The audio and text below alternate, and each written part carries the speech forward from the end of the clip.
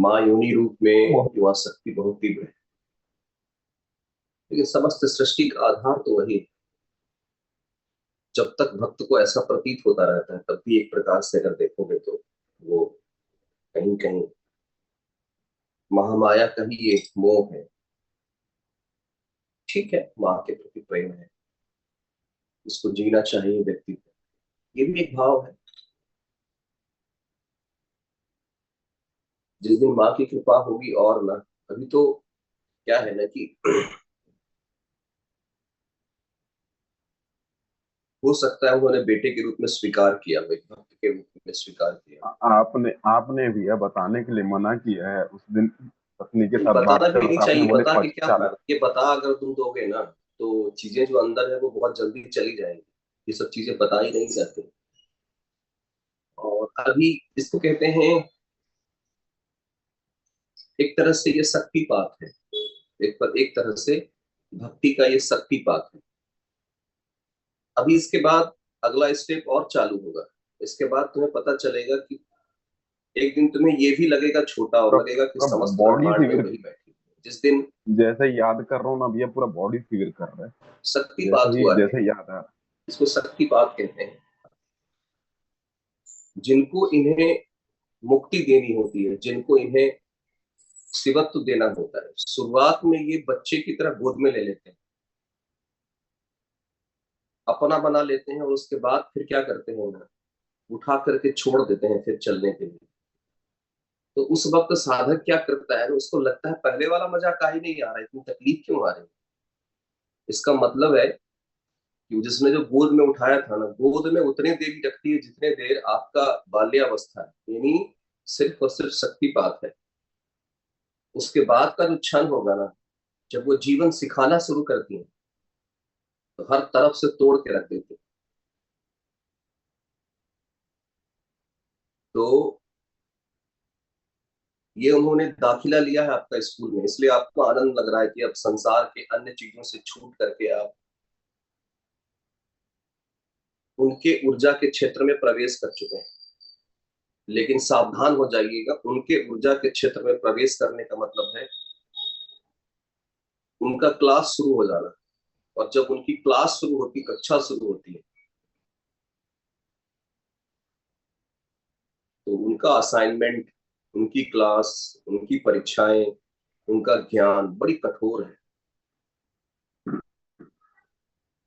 आज आपको रोना आ रहा है, कल को हो सकता है संदेह भी हो जाए, इतनी तकलीफ दे दे आपको, इतनी तकलीफ दे दे कि आपको संदेह होने लग जाए कि ये वही माँ है जिसको कामाख्या में जाने के बाद मुझे इतना प्रेम जगा था, और आज मेरी माँ सुन क्यों रही है। ये आप बीती बता रहा हूं, और ये मेरी बीती नहीं, हर साधक की यही बीती है। तो अभी आप बाल्यावस्था में माँ के द्वारा स्वीकार कर लिए गए हैं। अभी आपको चम्मच से दूध पिलाएगी, तो थोड़ा बड़े हो जाएंगे ना, तो महादेव कहेंगे इसको छोड़ दो, और खुद घुटने के बल रेंगने दो। तो रेंगते रेंगते फिर आपको चलना सिखाएंगे। चलते चलते फिर अगर आप सक्षम हो गए, फिर घुटने छिलेंगे, हाथ के तलहटियां छिलेगी। फिर देखा जाएगा कि तब भी आप इतने सक्षम हो गए हैं कि आपको कोई दिक्कत नहीं हो रहा है, तब आपको चलना सिखाया जाए। चलते चलते फिर आपको जीवन की यात्रा में भिन्न भिन्न प्रकार के ज्ञान देने लग जाए। ये तो होना ही है, ये शुभ संकेत है साधना का। इसलिए साधक को प्रसन्न भी होना चाहिए और सचेत भी होना चाहिए। भैया, प्रसन्न की व्यवस्था नहीं, कुछ भी नहीं है, बस रोना रोना, बस रोना आ रहा। जब याद आ रहा तब रोना आ तो रहा, और मैंने कुछ कहा नहीं तो है। वो क्या है ना, गोद में बिठा ली जब है, याद आ रहा तब रोना आ रहा है। अभी और रुलाएगी, चिंता मत करिए। कुछ नहीं चाहिए, कुछ नहीं चाहिए हम जीवन में, सबके कुछ साथ भी नहीं ऐसा ही हुआ चाहिए। है, आप नए नहीं है, हम सबके कुछ साथ नहीं ऐसा चाहिए। हुआ है। अब बाद में जब पिछवाड़ा लाल की है ना, तो ऐसे संदेह आए हैं कि मैंने 12 साल छोड़ दिए, मैंने झांक के देखा भी नहीं माँ को, लेकिन 12 साल उसने मुझे नहीं छोड़ा। मैं मजाक उड़ाया 12 साल तक, 12 साल तक महादेव और महादेवी का मजाक उड़ाया है।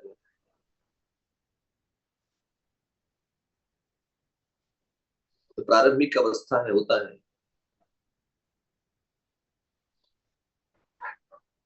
अब ये एहसास भी कुछ दिन के बाद डाइजेस्ट हो जाए, ये सब दिन नहीं रहेगा। मैं ये भी बता दूं आपको, ये कुछ दिन तक है, 10 दिन, 15 दिन, 20 दिन, 25 दिन, महीने भर, उसके बाद डाइजेस्ट हो जाएगा। ये भी अलग ही आनंद है भैया। ये पता नहीं सकता क्या फीलिंग हो रहा है, ये अलग कि आनंद आनंद है। लीजिए इस एहसास का। अगला चैप्टर तैयार है।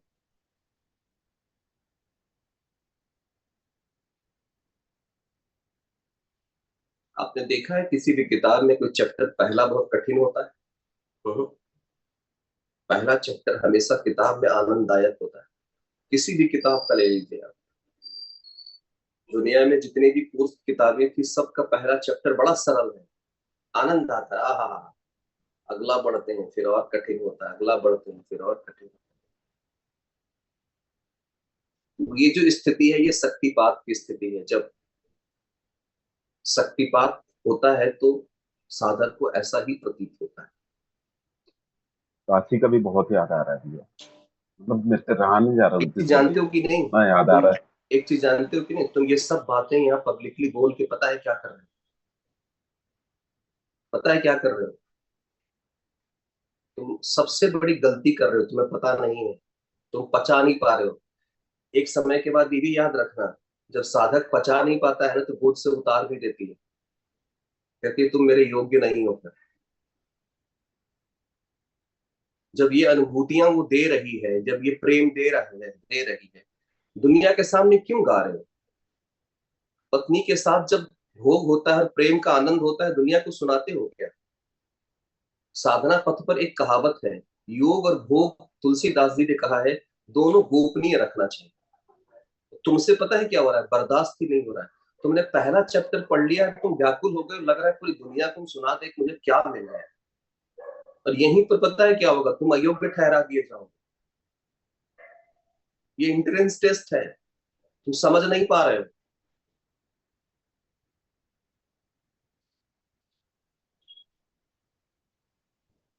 बचाओ इसको, बचाओ।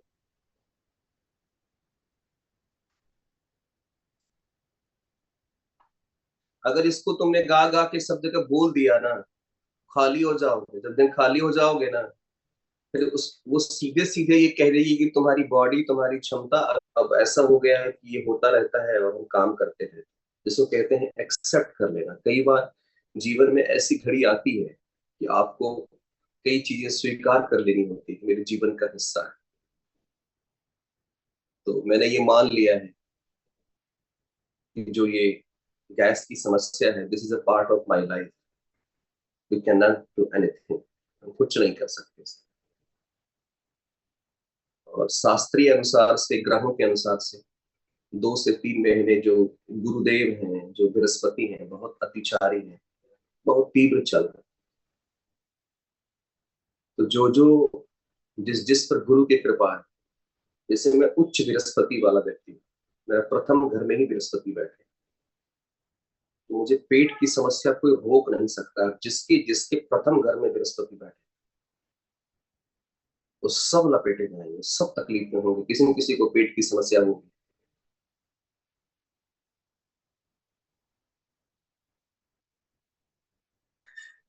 ज्योतिष होता ही इसीलिए, शास्त्र इसीलिए होता है कि आप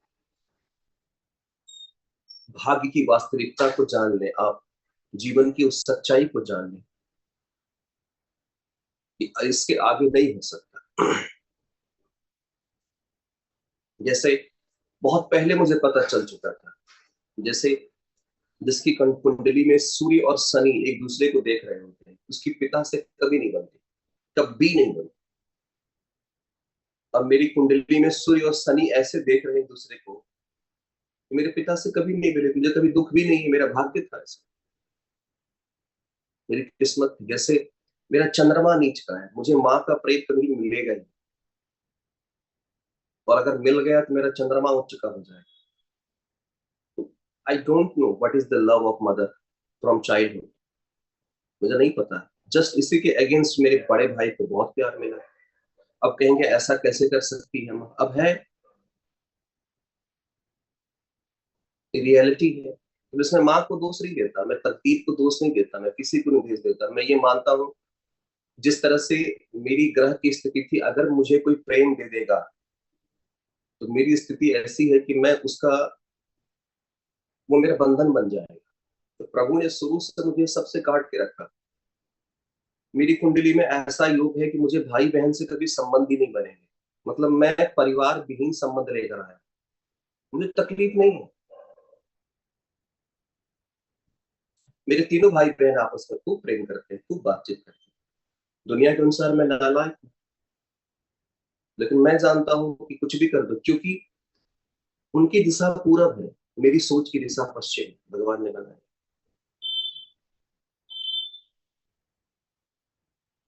तो ज्योतिष लोगों को लगा था ना कि मेरा भविष्य बताकर लोगों को, क्या कहते हैं उसको, कि जीवन में कुछ बहुत बदल लेंगे। ज्योतिष से कुछ बदलता नहीं है, ज्योतिष से सिर्फ ये बदलता है कि आपको अपने बारे में पता चलता है। अब इसमें से कई लोगों के मन में सवाल उठ रहा होगा, आपकी माँ ने आपको पाल पोस के बड़ा किया, प्रेम कैसे नहीं मिला? मेरी बहन ने मुझे पाल पोस के बड़ा किया। मेरी बहन मुझसे 15-16 साल बड़ी।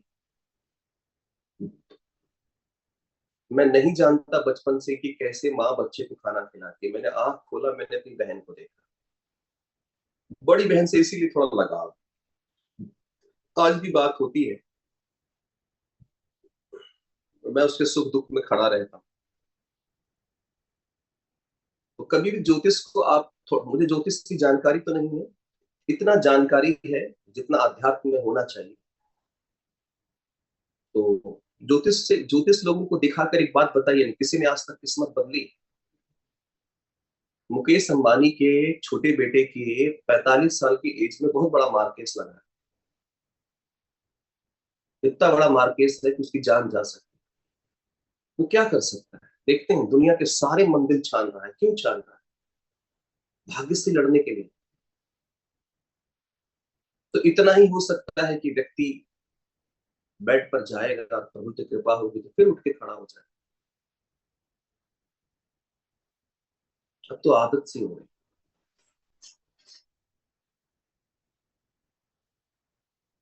और किसी का कोई प्रश्न है?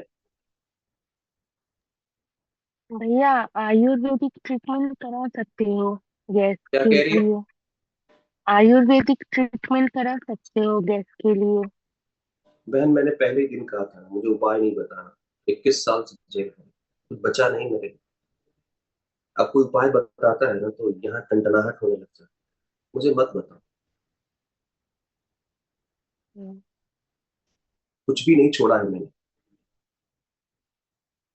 दुनिया का सबसे बड़ा पेट का सबसे बड़ा रिसर्च सेंटर है दिल्ली में, Govind Ballabh Pant research institute, GB Pant hospital. India के नहीं, वर्ल्ड में पोजीशन। उसने जब चेक किया ना तो मुझे पेट में कोई समस्या नहीं, मैं एकदम हेल्दी हूँ। लेकिन फिर भी बनता है, क्यों बनता है? डॉक्टर कहता है तुम जानो क्यों नहीं बनता, बस बनता है।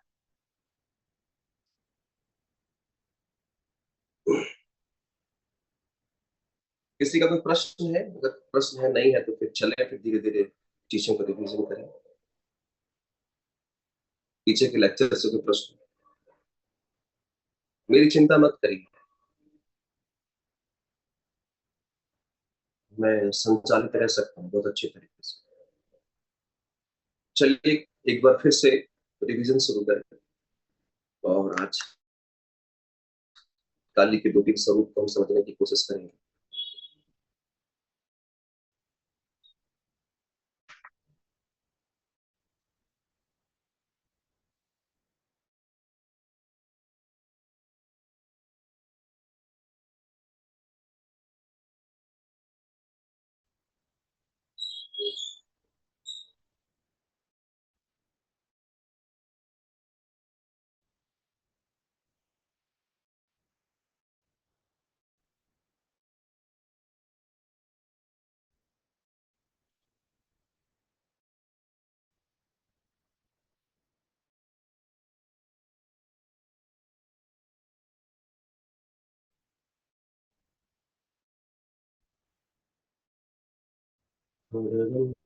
चक्रधरेषु चापि परिहाम् शूलं भुसन्ते शिरः शङ्खं संहतिं कैरिस्तृणैनां सर्वां भूषावृता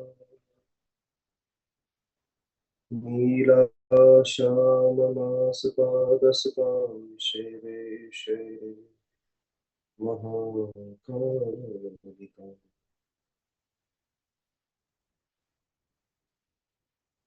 खड्गं चक्रगदेषु चापपरिघां चूलं भुसण्डं शिरः शङ्खं सन्दतिं कैरिस्तृणैनां सर्वाङ्गभूषावृताम् नीलाश्याममासपादसकां सेवे महाकालिका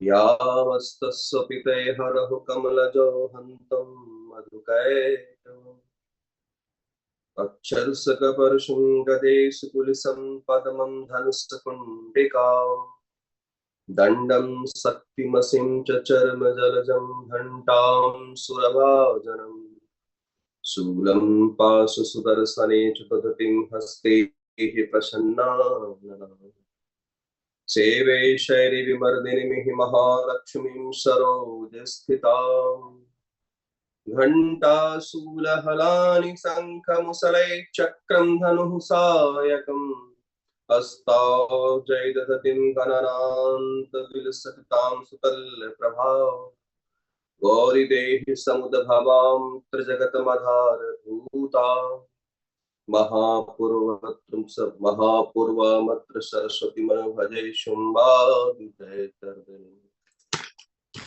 सर्वमंगलमांगल्ये शिवे सर्वार्थसाधिके शरण्ये त्र्यंबके गौरी नारायणी नमस्तुते जयंती मंगला काली भद्रकाली कापालिनी दुर्गा क्षमा शिवा धात्री स्वाहा स्वधा नमस्तुते सृष्टि स्थिति विनाशानां विद्या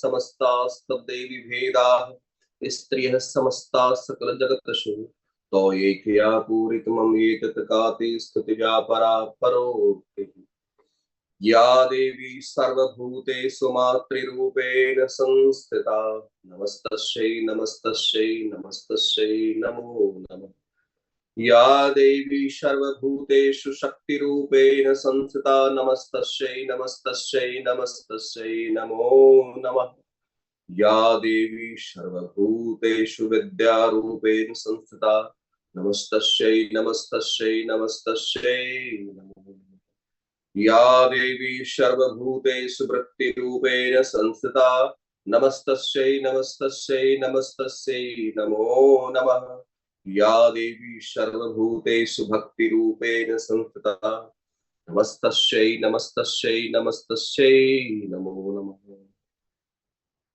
कितना अद्भुत है जब रात्रि सुक्त पढ़ते हैं व्यक्ति। तो तंत्रोक्त रात्रि सुक्त में लिखा है या देवी सर्वभूतेषु विद्यारूपेण संस्थिता नमस्तस्यै नमस्तस्यै नमस्तस्यै नमो नमः। आप में से कोई जानता है इसका तात्पर्य क्या हुआ? तो बता सकता है? कोई बता सकता है इसका तात्पर्य क्या हुआ? या देवी सर्वभूतेषु मातृरूपेण संस्थिता नमस्तस्यै नमस्तस्यै नमस्तस्यै नमो नमः। बताएं, इसका कोई अर्थ जानता है? जी भैया, मैं बताएं, बताऊं कुछ? बताओ बताओ। जी आ गई भैया, फिलीपींस से? जी भैया, आज अर्ली मॉर्निंग दोपहर की सुबह 2 बजे पहुंची हूँ। हाँ बताओ। जी, तो जी भैया, मातृ रूपेण संस्थिता, इसका मतलब ये है कि जो देवी जो समस्त स्त्रियों में माता रूप से विद्यमान है, उनको हम नमस्कार करते हैं। और जो विद्या रूप अब से पता है, समस्त। बहुत सही कहा आपने। पूरा जी त्रिक तंत्र मार्ग है ये। इसीलिए मैंने जी कहा जब ये हम 12 काली पढ़ लेंगे ना, तो हम दुर्गा सप्तती प्रारंभ करेंगे। और आप लोग जी देखिएगा कि जब दुर्गा सप्तती समाप्त होगा ना, जब मतलब इसकी चर्चा व्याख्या प्रारंभ होगा, और आप जब दुर्गा सप्तती पढ़ेंगे ना, तो पढ़ने का मतलब बदल जाएगा। कहता है या देवी सर्वभूतेषु मातृरूपेण संस्थिता। संस्थिता, वह देवी जो माता, समस्त जो संसार का मातृत्व शक्ति है।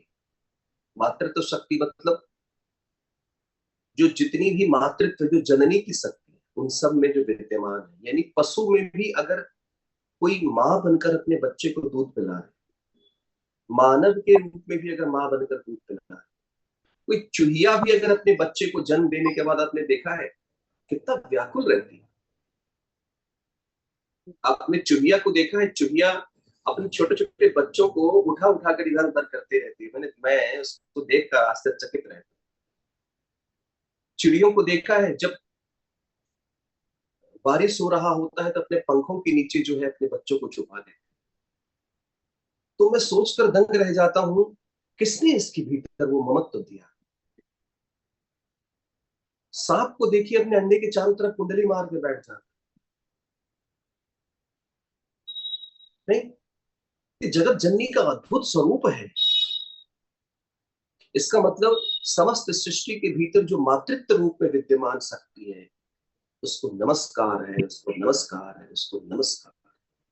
फिर क्या कहते हैं? या देवी सर्वभूतेषु विद्या रूपेण संस्थिता, जो समस्त संसार की समस्त विद्याओं में व्याप्त है, उस देवी को नमस्कार है, नमस्कार है, नमस्कार। या देवी सर्वभूतेषु वृत्ति रूपेण संस्थिता, इस संसार के जितने भी प्रकार की वृत्ति है, वृत्ति मतलब जो व्यक्ति रोजगार करता है, व्यवसाय करता है। हर व्यक्ति का व्यवसाय अलग अलग है, हर व्यक्ति का प्रोफेशन अलग अलग है। तो संसार के जितने भी प्रोफेशन है, समस्त प्रोफेशन में जो विद्यमान है मां, उसको नमस्कार है, उसको नमस्कार है, उसको नमस्कार है। और त्रिक तंत्र के इस पूरी यात्रा में हम क्या सीख रहे हैं? यही तो सीख रहे हैं। जगत जननी जगदम्बा जो है, वो जीवन के हर पल में, हर क्षण में, हर जगह विद्यमान है। ये जो गैस बना है मुझे और मेरी तबीयत ठीक नहीं है, तो मैं बीमार थोड़ी, मां बीमार। तो आप कहेंगे क्या मां बीमार हो सकती? क्यों नहीं हो सकती? रुग्णता भी तो उसी का। जब वो शक्तिशाली होकर के शरीर के भीतर से शक्ति का प्रदर्शन कर सकती है, तो वही मां बीमार होकर रुग्ण क्यों नहीं हो सकती? वही महामारी है, वही बीमारी है, वही वैद्य है, वही औषधि है।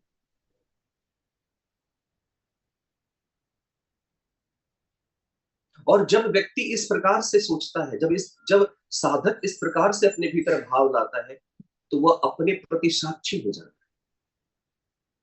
है। अपने प्रति जो एक विटनेस का भाव है, वो उभर कर सामने आ जाता है।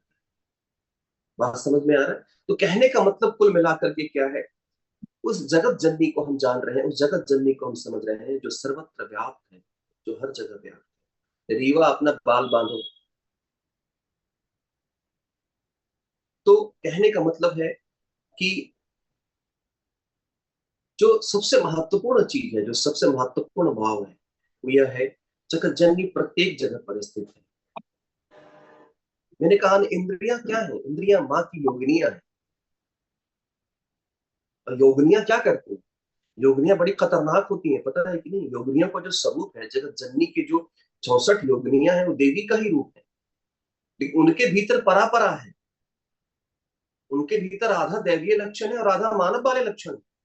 बड़ी खतरनाक योगिनियां यहाँ मांस खाती हैं, शराब पीती हैं, पता नहीं क्या क्या खाती पीती हैं। बड़ी ही उनका विभत्स रूप है। तो जब इस इंद्रिय को, जब मेरा शरीर है या आप सबका भी शरीर है, इस इंद्रिय को ऐसा, इस योगिनियों को ऐसा कुछ मिला होगा जन्म जन्मांतर के इस बंधन में, इस कारण ये रुग्ण हो गई, ये भी देवी है, ये भी भगवती का ही प्रसाद। बस कुछ नहीं करना है, व्यक्ति को जाग कर देखते रहना है वो क्या रहा है, संचालित क्या रहा है।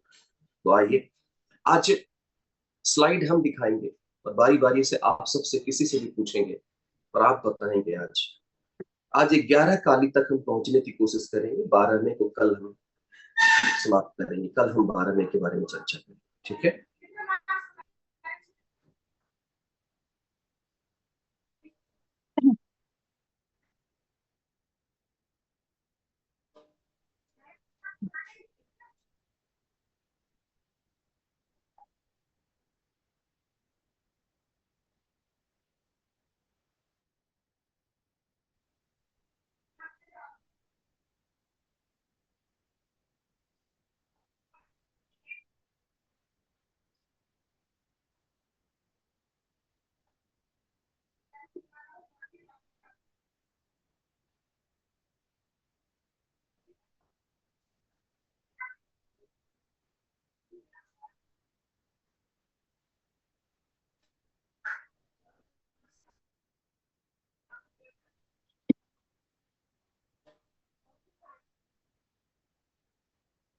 अच्छा, एक नया चीज सीखा हूँ। अगर हम सब एक ही बार सेलेक्ट कर ले तो सारे स्लाइड आ जाएंगे एक साथ ही, तो बार बार ऑन ऑफ नहीं करना पड़ेगा।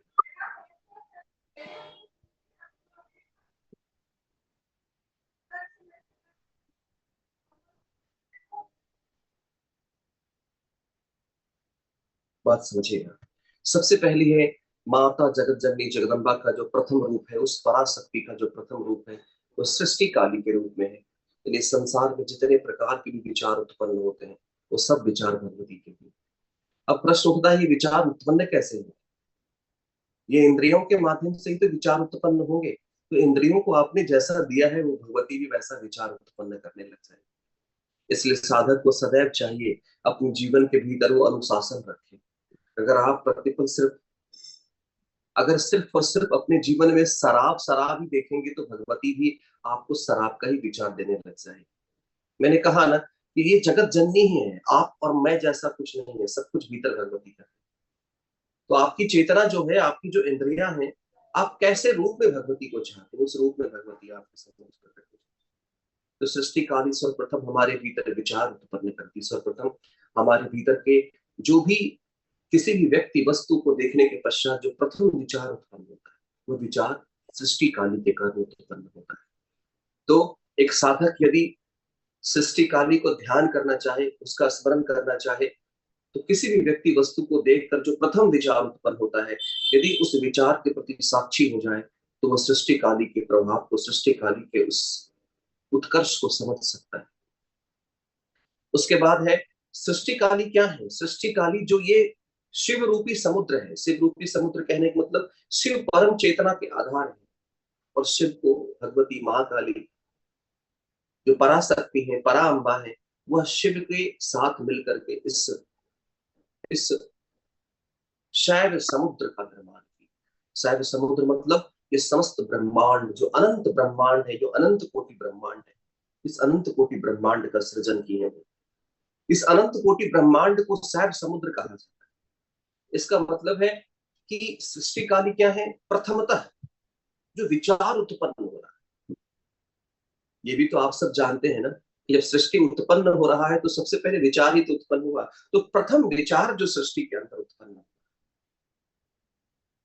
जो शिव समुद्र है, उसके भीतर की जो पहली स्पंदन है, पहला लहर है, वो पहला लहर दरअसल अपने आप में क्या है? सृष्टि काली है। मान लीजिए हम सबका शरीर एक शिव समुद्र की तरह है, हम सबका जो शरीर है वो महासागर की तरह है। तो सबसे पहला स्पंदन क्या होता है? विचार ही तो होता है।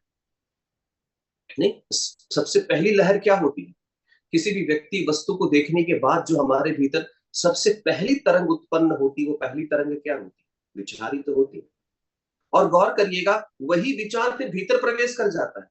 उन्मेष भी होता है, निमेष। निमेष मतलब भीतर प्रकट हो जाना, मतलब जो बाहर दिख रहा है वो भीतर हो जाता है। पहाड़ बाहर दिख रहा है, फिर वो पहाड़ कहाँ हो जाता है? जब हम पहाड़ को देख लेते हैं या फूल को देख लेते हैं, किसी भी वस्तु को हम देख लेते हैं, देखने के पश्चात क्या होता है? अब वो वस्तु जब हम उसे देखते हैं वो उन्मेष, लेकिन जैसे ही उसे देखते हैं और विचार हमारे भीतर प्रकट होता है, तो वो जो बाहर देखा गया वस्तु अब कहाँ प्रकट हो गया? भीतर। नहीं, तो जब भीतर प्रकट हो गया तो इसीलिए कहा जाता है उन्मेष और निमेष। उन्मेष और निमेष। उन्मेष और निवेश कहने का मतलब क्या है? यहाँ पर उन्मेष और निवेश कहने का मतलब विचार प्रकट हुआ किसी व्यक्ति वस्तु को देखकर, ये उन्मेष है। लेकिन फिर वह विचार रक्त काली की तरफ बढ़ गया तो उसको निमेष कहते हैं। सब भगवती के अंदर समाहित है। तो उन्मेष और निवेश की जो अधिष्ठात्री देवी है हम सबके भीतर, वो जगत जननी परा जगदम्बा है। एक प्रयोग करके देखिएगा, मैंने किया हुआ है। आप मोबाइल चलाइए खूब, या चलाते होंगे आप खूब, इंस्टाग्राम खूब, आप वगैरह वगैरह चीजों का रील देखिएगा। आप गौर करिएगा, उसको छोड़ने के बाद रह रह करके उसी से संबंधित विचार आपके मस्तिष्क में प्रकट होने लग जाते हैं। वो चित्र आपके मस्तिष्क में उभरते हैं। क्यों? आपने देवी की जो चेतना है, उस चेतना को उसी प्रकार की सृष्टि दी है। जैसी सृष्टि देंगे, जैसी दृष्टि देंगे, वैसी सृष्टि उत्पन्न हो जाए। दृष्टि से ही सृष्टि का सृजन हो। उन्मेष कैसा है वही इस बात को निर्धारित करेगा निमेष कैसा है। अगर हम 24 घंटे भगवती पराअंबा की, जगत जननी जगदम्बा की स्तुति कर रहे हैं, तो निमेष भी जगत जननी जगदम्बा के रूप में ही भीतर होगा।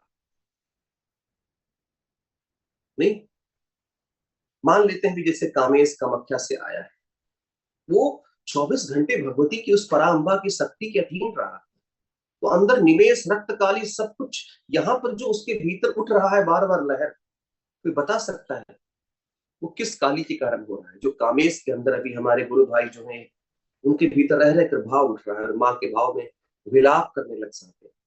अब बता सकते हैं ये विलाप किस काली के कारण उत्पन्न हो रहा है? रक्त काली। बिल्कुल, ये रक्त काली के कारण उत्पन्न हो रहा है। रक्त काली ने उनके भीतर की जो सृष्टि थी, उस सृष्टि को दृष्टि में बदलकर उनके भीतर के उस जो अनुभूति है, उस अनुभूति के भीतर उसे तैरना सिखा दिया, तैरा दिया।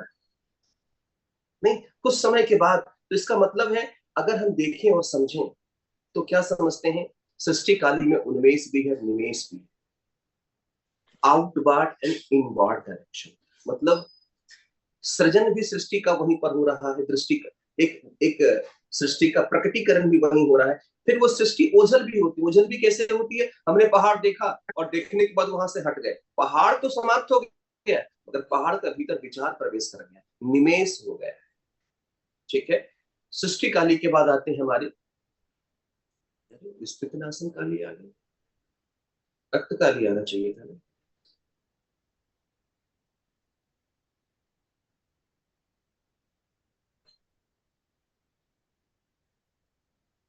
चलिए, रक्त काली यहाँ पर नहीं है, कोई बात नहीं, तो समझिएगा। तो हम सब जानते हैं ना, सृष्टि काली के बाद क्या आ जाएगा? रक्त काली। रक्त काली का काम क्या है? रक्त काली का काम है कि हमने जिस विषय वस्तु को अपने भीतर देखा है, इस विचार को हमने अपने भीतर देखा है, अब वह विचार के प्रति आकर्षण पैदा होता है, तो रक्त काली आकर्षण पैदा करती है। रक्त, रक्ति शब्द से बना है, रक्ति मतलब होता है अट्रैक्शन, उस विचार के भीतर खिंचाव हो गया। लेकिन एक बात बताइए, क्या प्रत्येक विचार के प्रति आकर्षण होता है? यानी हो सकता है ऐसा भी हो कि कुछ ऐसी स्थिति हो जहां सिर्फ सृष्टि काली उत्पन्न हुई हो, आगे रक्त काली उत्पन्न नहीं हुई।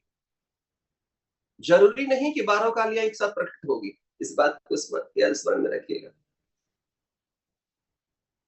नहीं, इसका मतलब है यहाँ पर इस सृष्टि काली के बाद जो विचार या जो चिंतन हमारे मस्तिष्क में उत्पन्न हुआ था, वह जब आकर्षण बनकर हमारे रक्त के भीतर, हमारी भावनाओं के भीतर, हमारे समस्त इंद्रियों के बीच में तैर जाती, समस्त इंद्रियों के बीच में हमने सुंदर पहाड़ देखा, सारी इंद्रियां उसको कैच कर लेती। हमने सुंदर प्रकृति का छटा देखा, प्रकृति का आवरण देखा, तो आपको क्या लगता है सिर्फ और सिर्फ उस प्रकृति की सुंदरता के उस रस को पान करने के लिए सिर्फ क्या कोई आंख की इंद्री ही जुड़ी हुई? नहीं, प्रत्येक इंद्री से प्रत्येक इंद्री जुड़ी हुई है, पता है। तो जब एक इंद्री से देखते हैं तो सारी इंद्री जो है उस मय के प्याले को, उस सुंदरता के प्याले को, या उस विभत्सता के प्याले को ग्रहण करने लग जाए, और वह रक्त काली के रूप में। हम सबने इस बात को जाना है, समझा है। इंद्रियां क्या है? इंद्रियां प्याला है, बाहर का दृश्य क्या है? भविष्य, पेय पदार्थ है, और भगवती उसे पीती है, मद्य के रूप में पीती। तो रक्त काली के माध्यम से क्या होता है? कोई भी विचार व्यक्ति के भीतर जो उत्पन्न होता है, वह विचार व्यक्ति के भीतर क्या होता है? वो प्रवेश कर जाता है, और जब वो प्रवेश करता है तो उसके भीतर आनंद की अनुभूति होती है। पहाड़ देखा आपने, आहा कितनी सुंदर है। आप देखते नहीं है, जब आप किसी सुंदर जगह पर जाते हैं सब कुछ भूल जाते हैं, तो एक साधक को क्या करना चाहिए? एक साधक उस समय उस प्राकृतिक छटा को देख करके क्या करते हैं? उसे अपने भीतर पचाइए, उसे अपने भीतर समेट लीजिए। लेकिन लोग क्या करेंगे? तुरंत व्हाट्सएप स्टेटस मार देते हैं। आपको पता है जो व्हाट्सएप स्टेटस मारते हैं ना, भगवती गायब हो जाती है, तुमने उसे बाहर फेंक दिया।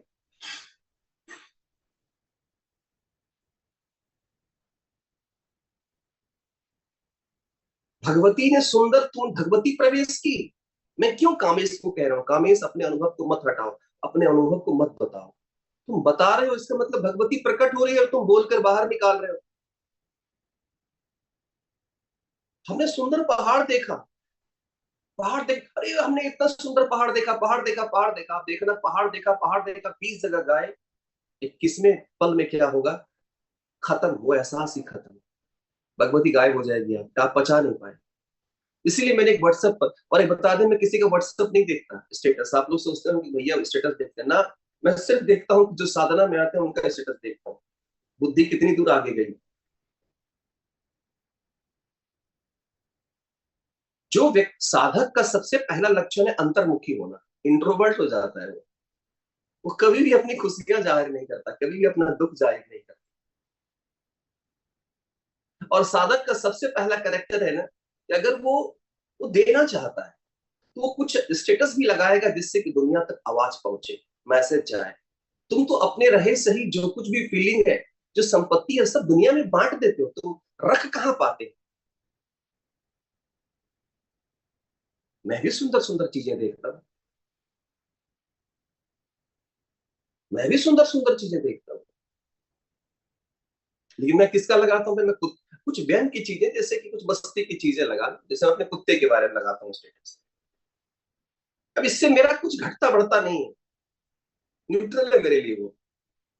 अब मैं प्रतिपल क्या करूं? रोज मैं सुंदर सा जगह देखूं, मैं तारों को देखूं, मैं चांद तारों को देखूं, तुरंत लगा दूं स्टेटस। गायब कर दिया हमने उसे, वॉमिट कर दिया।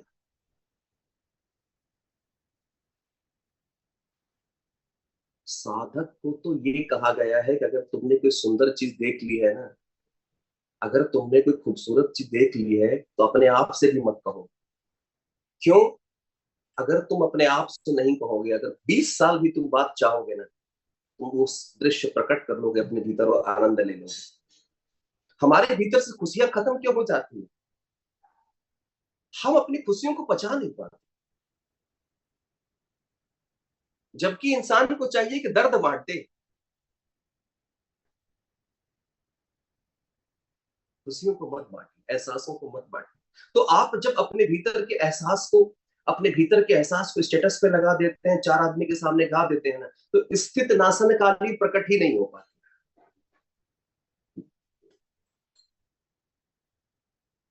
क्योंकि स्थित नासन काली का काम क्या है? जो महसूस किया है उसको संचित कर देना, उसे रोक देना। इसीलिए कहा जाता है, अगर तुम्हारे अंदर कोई नेगेटिविटी आ गई है ना, जल्दी से किसी इंसान को ढूंढो, उसके सामने बोल दो। और अगर पॉजिटिविटी आई है, कुछ नई चीज आई है, मत बताओ। हम भी कई बार भाव में आते हैं, बता देते हैं। आपको पता है दर्शन देना भगवती बंद कर देती।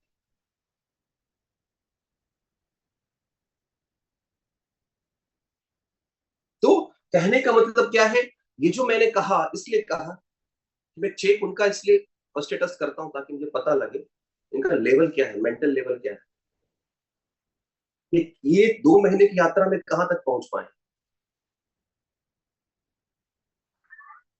तो जीवन के हर चीज को दुनिया के सामने मत दिखा दो। याद रखना, तुम साधक हो, तुम्हारा एहसास भगवती है। तुम पूजा करते हो, पूजा करने के बाद क्या करते हो? चिल्ला चिल्ला के बगल वाले को बताते हो कि देखो मुझे ये एहसास मिला? नहीं बताते। तो 1 घंटे की पूजा नहीं, 24 घंटे की पूजा है तुम्हारा जीवन। फिर देखना, जिस दिन पचाना शुरू कर दिए ना, क्रांति आ जाए।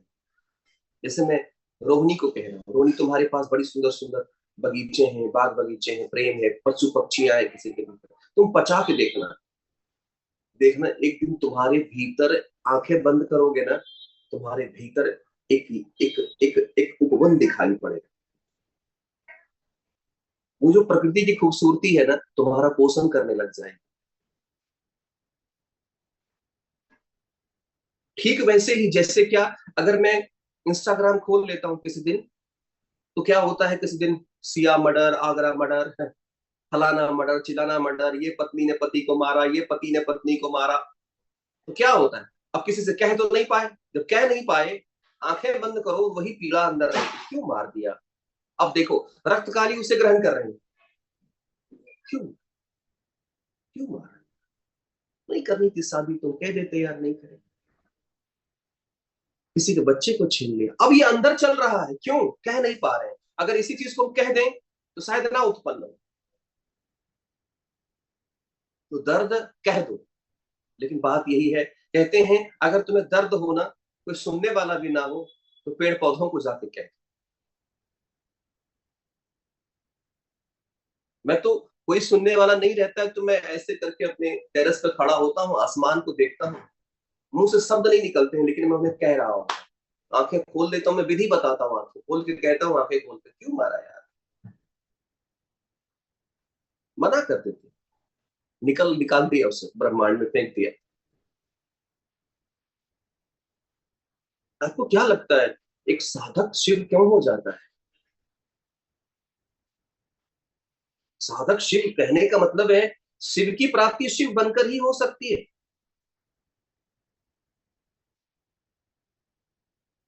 तो सृष्टि काली हमारे भीतर के आकांक्षाओं का सृजन करती है, और उस आकांक्षाओं को, उस इच्छाओं को, विचारों को भीतर ग्रास कौन लेता है? भीतर ग्रास लेता है हमारे भीतर विद्यमान जो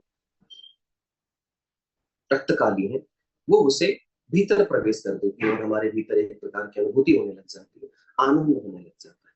ठीक है। दूसरा, उसके बाद आता है स्थित नासन काली। स्थित नासन काली क्या है? स्थित नासन काली है कि कहता है जब साधक की आंतरिक रक्ता देवी बाहरी विषयों का उपभोग करके पूरी तरह तृप्त हो जाए। अब जैसे पता है तुम लोग करते क्या हो, तुम लोग कोई भी वस्तु देखते हो तुरंत फोटो खींचते हो, बंद करो, मत खींचो, मत बनाओ वीडियो। अगर मैं तुम्हारी जगह रहूं तो पता है मैं क्या करता हूं, मैं मुझे कोई सुंदर चीज दिखती है, मान लीजिए कोई सुंदर लड़की दिख गई, बहुत खूबसूरत, वैसे अब स्थिति ऐसी हो गई है कि सब सुंदर ही दिखती है, ये भगवती रूपा है सब। मान लीजिए कोई एकदम दिव्य सुंदर दिख गई, तो मैं गौर से देखता हूँ, चुपचाप देखता हूँ, इसलिए देखता हूँ छुप के, मान लिया अपने टेरेस से देख रहा होता हूँ, क्यों? मान नजर नजर पड़ गई, मैं नजर नहीं हटाता, मैं देखता हूँ जगत जननी कितनी सुंदर रूप में आई है, मैं भगवती का दर्शन करता हूँ। कोई छोटा सा बच्चा दिख जाता है, तुरंत हम लोग सेल्फी ले लो,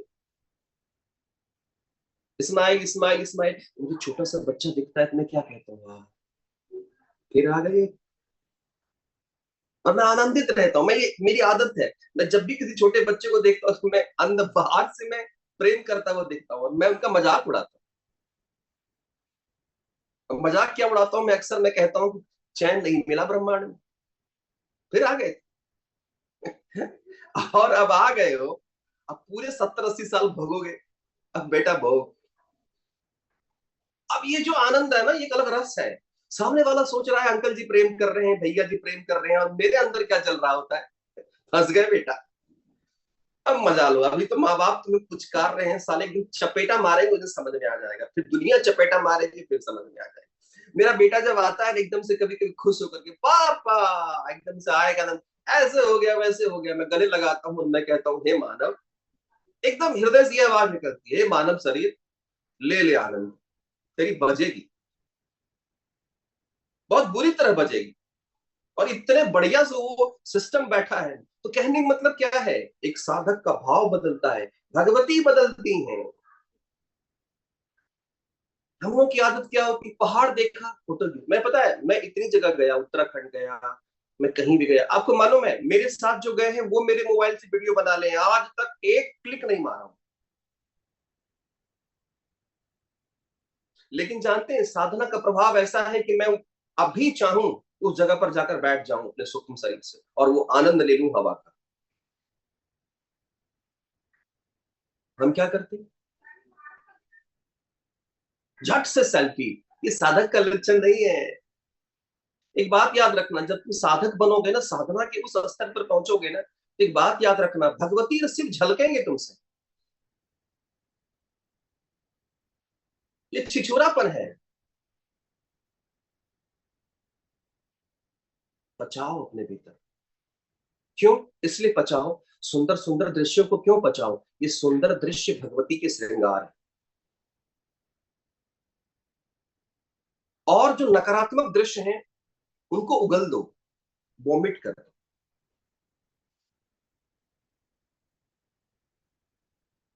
तो कहने का मतलब है कि जब सृष्टि काली से रक्त काली से जो भीतर का विचार उत्पन्न हुआ, जो तृप्ति आ गई, और तृप्ति के बाद का जो क्षण होता है वो क्षण किसका है? स्थित नासन का है।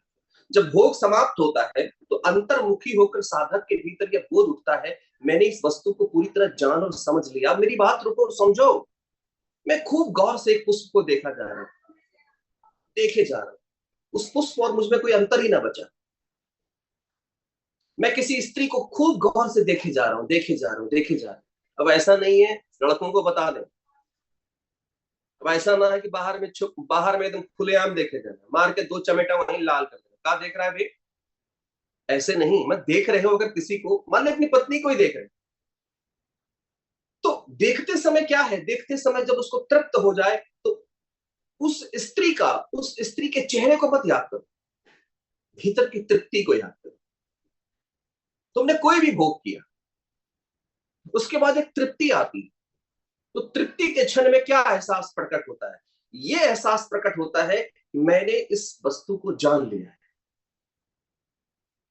ज्ञातो अयम मयार्थः, ज्ञातो अयम मयार्थः शिव सूत्र का वाक्य है। मैंने किसी चीज को इतना जाग कर भोगो कि तुम पूरी तरह जान जाओ कि ये है, इसको जान चुका हूं मैं। जैसे मैंने अपने गैस को भोगा है, मैं जान चुका हूं इसके बारे में, ये क्या क्या कर सकता है, करे। कल लगा कि नहीं विश्राम देकर देखते, भगवती चाह रही विश्राम ले ले, तो विश्राम के बाद हमें भी विश्राम दे दिया। कल के इतना कष्ट नहीं है, लेकिन कष्ट है। तो कहने का मतलब क्या है? जागो। जब जागोगे ना तो क्या होगा, एक समय के बाद तुम्हारे भीतर मैंने इस वस्तु को पूरी तरह जान और समझ ली, इसके बाद बाहरी विषयों की भोग की क्रियाएं शांत हो जाती है, तुम्हारा मन नहीं करेगा भोगने का। तो सबसे महत्वपूर्ण तो स्थित नासन काली एक साधक के लिए, अपने भीतर स्थित नासन काली को जगाइए। अगर आपका मन बार बार किसी भोग की तरफ जाता है तो ओम ऐम ह्रीम क्लीम चामुंडाई विच्चय नमः का जाप करते हुए बार बार अपने भीतर कहिए, हे स्थित नासन काली जागृत हो, हे स्थित नासन काली जागृत हो। और जब तुम्हारे भीतर का भोग पूरी तरह से शांत हो जाता है किसी चीज के प्रति, उसी समय भैरव तुम्हारी दरवाजा खोल देते हैं। इसका मतलब है सृष्टि काली पर दरवाजा नहीं खुलता है, रक्त काली पे दरवाजा नहीं खुलता है। दरवाजा कहां खुलता है? पहला भैरव का दरवाजा खुलता है स्थित नासन काली में। जब वो तृप्ति का भाव तुम्हारे भीतर जाकर के तुम्हें विश्राम दे देता है, शांति दे देती है, ठीक है, ये स्थित नासन काली। स्थित नासन काली के बाद यहां कहा गया है वो वही चीज है जो हम सब ने कल समझा था कि जब स्थित नासन काली प्रकट हो भीतर में, तो अपने प्राण और अपान को पर ध्यान देकर के व्यक्ति को चाहिए कि वो उस वक्त ध्यान में बैठ जाए और अपने भीतर के जो बाहरी भटकाव है उस भटकाव को शून्यता में लेकर चले।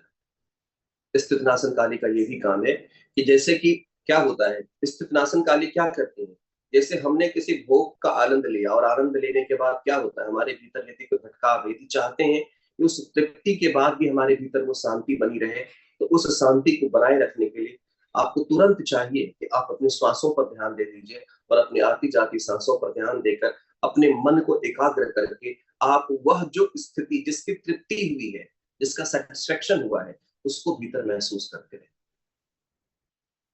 अगला है इस शिवरात्रि वाला, आप सब जानते हैं। आगे है यम काली। यम मतलब हमने कहा था नियम, मतलब यम मतलब होता है किसी चीज का बंधन, कोई चीज सीमा में बंधा हुआ है। व्यक्ति का अपना क्या होता है ना, यह कहता है यह योगी जब योगी स्थित नासन काली का अनुभव कर लेता है तब वह एक परम अवस्था में पहुंचता है। यदि इस उच्चतर पर पहुंचकर योगी अपने आत्म अनुसंधान में थोड़ा भी ढीला पड़ता है या असावधान होता है, तब वह अनाख्या दशा, इन सब वर्डों को थोड़ा याद रखा करिए। अनाख्या दशा मतलब होता है वही अनाख्या दशा, अनाख्या जिसकी व्याख्या नहीं हो सकती उसे क्या कहते हैं? अनाख्या। That is beyond of explanation, which is beyond of explanation, that is Anakhya, and who is beyond of explanation, that is called Shiva, परम चेतना, वो परा देवी। तो अनाख्या दशा, अनादख्या दशा मतलब वो शिव की दशा, स्थापित होने के बजाय फिर वो महामाया के जाल में गिर जाता है। कहने का मतलब है जब तुम्हारे भीतर तृप्ति आ गई, तुम्हारे भीतर क्षण आ गया, अगर तुम उस वक्त आत्म अनुसंधान नहीं कर पाए, सेल्फ इंट्रोस्पेक्शन नहीं कर पाए, तो तुमको वो इच्छा फिर खींचेगी। कैसे? मैंने समोसा, याद है तुम्हें, मैंने श्री राम मिष्ठान के 8 समोसे खा लिए थे। मैंने कहा जिसको सुन लेना, आप लोगों को नहीं समझ में आ रहा हो, जो काशी वाले हैं वो 8 समोसा अगर देख लेना तो डर जाएंगे आप, इतने बड़े बड़े समोसे।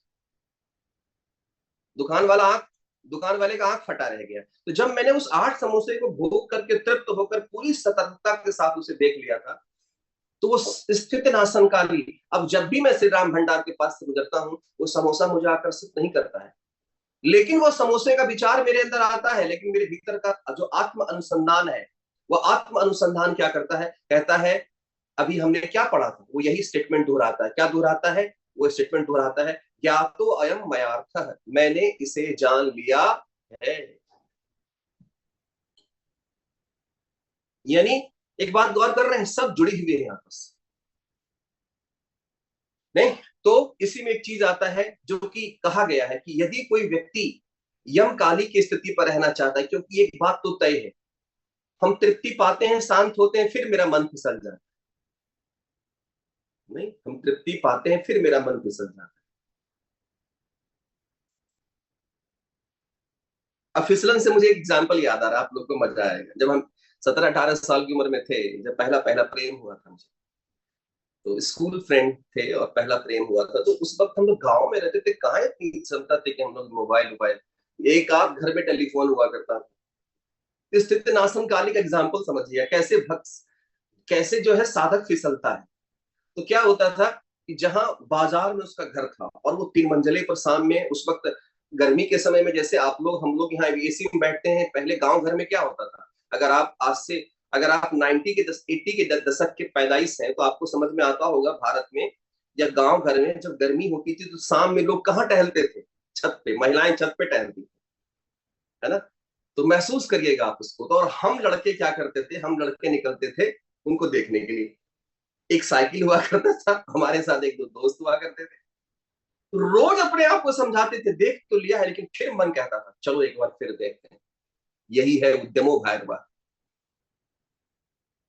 यही है उद्यमो भैरवा।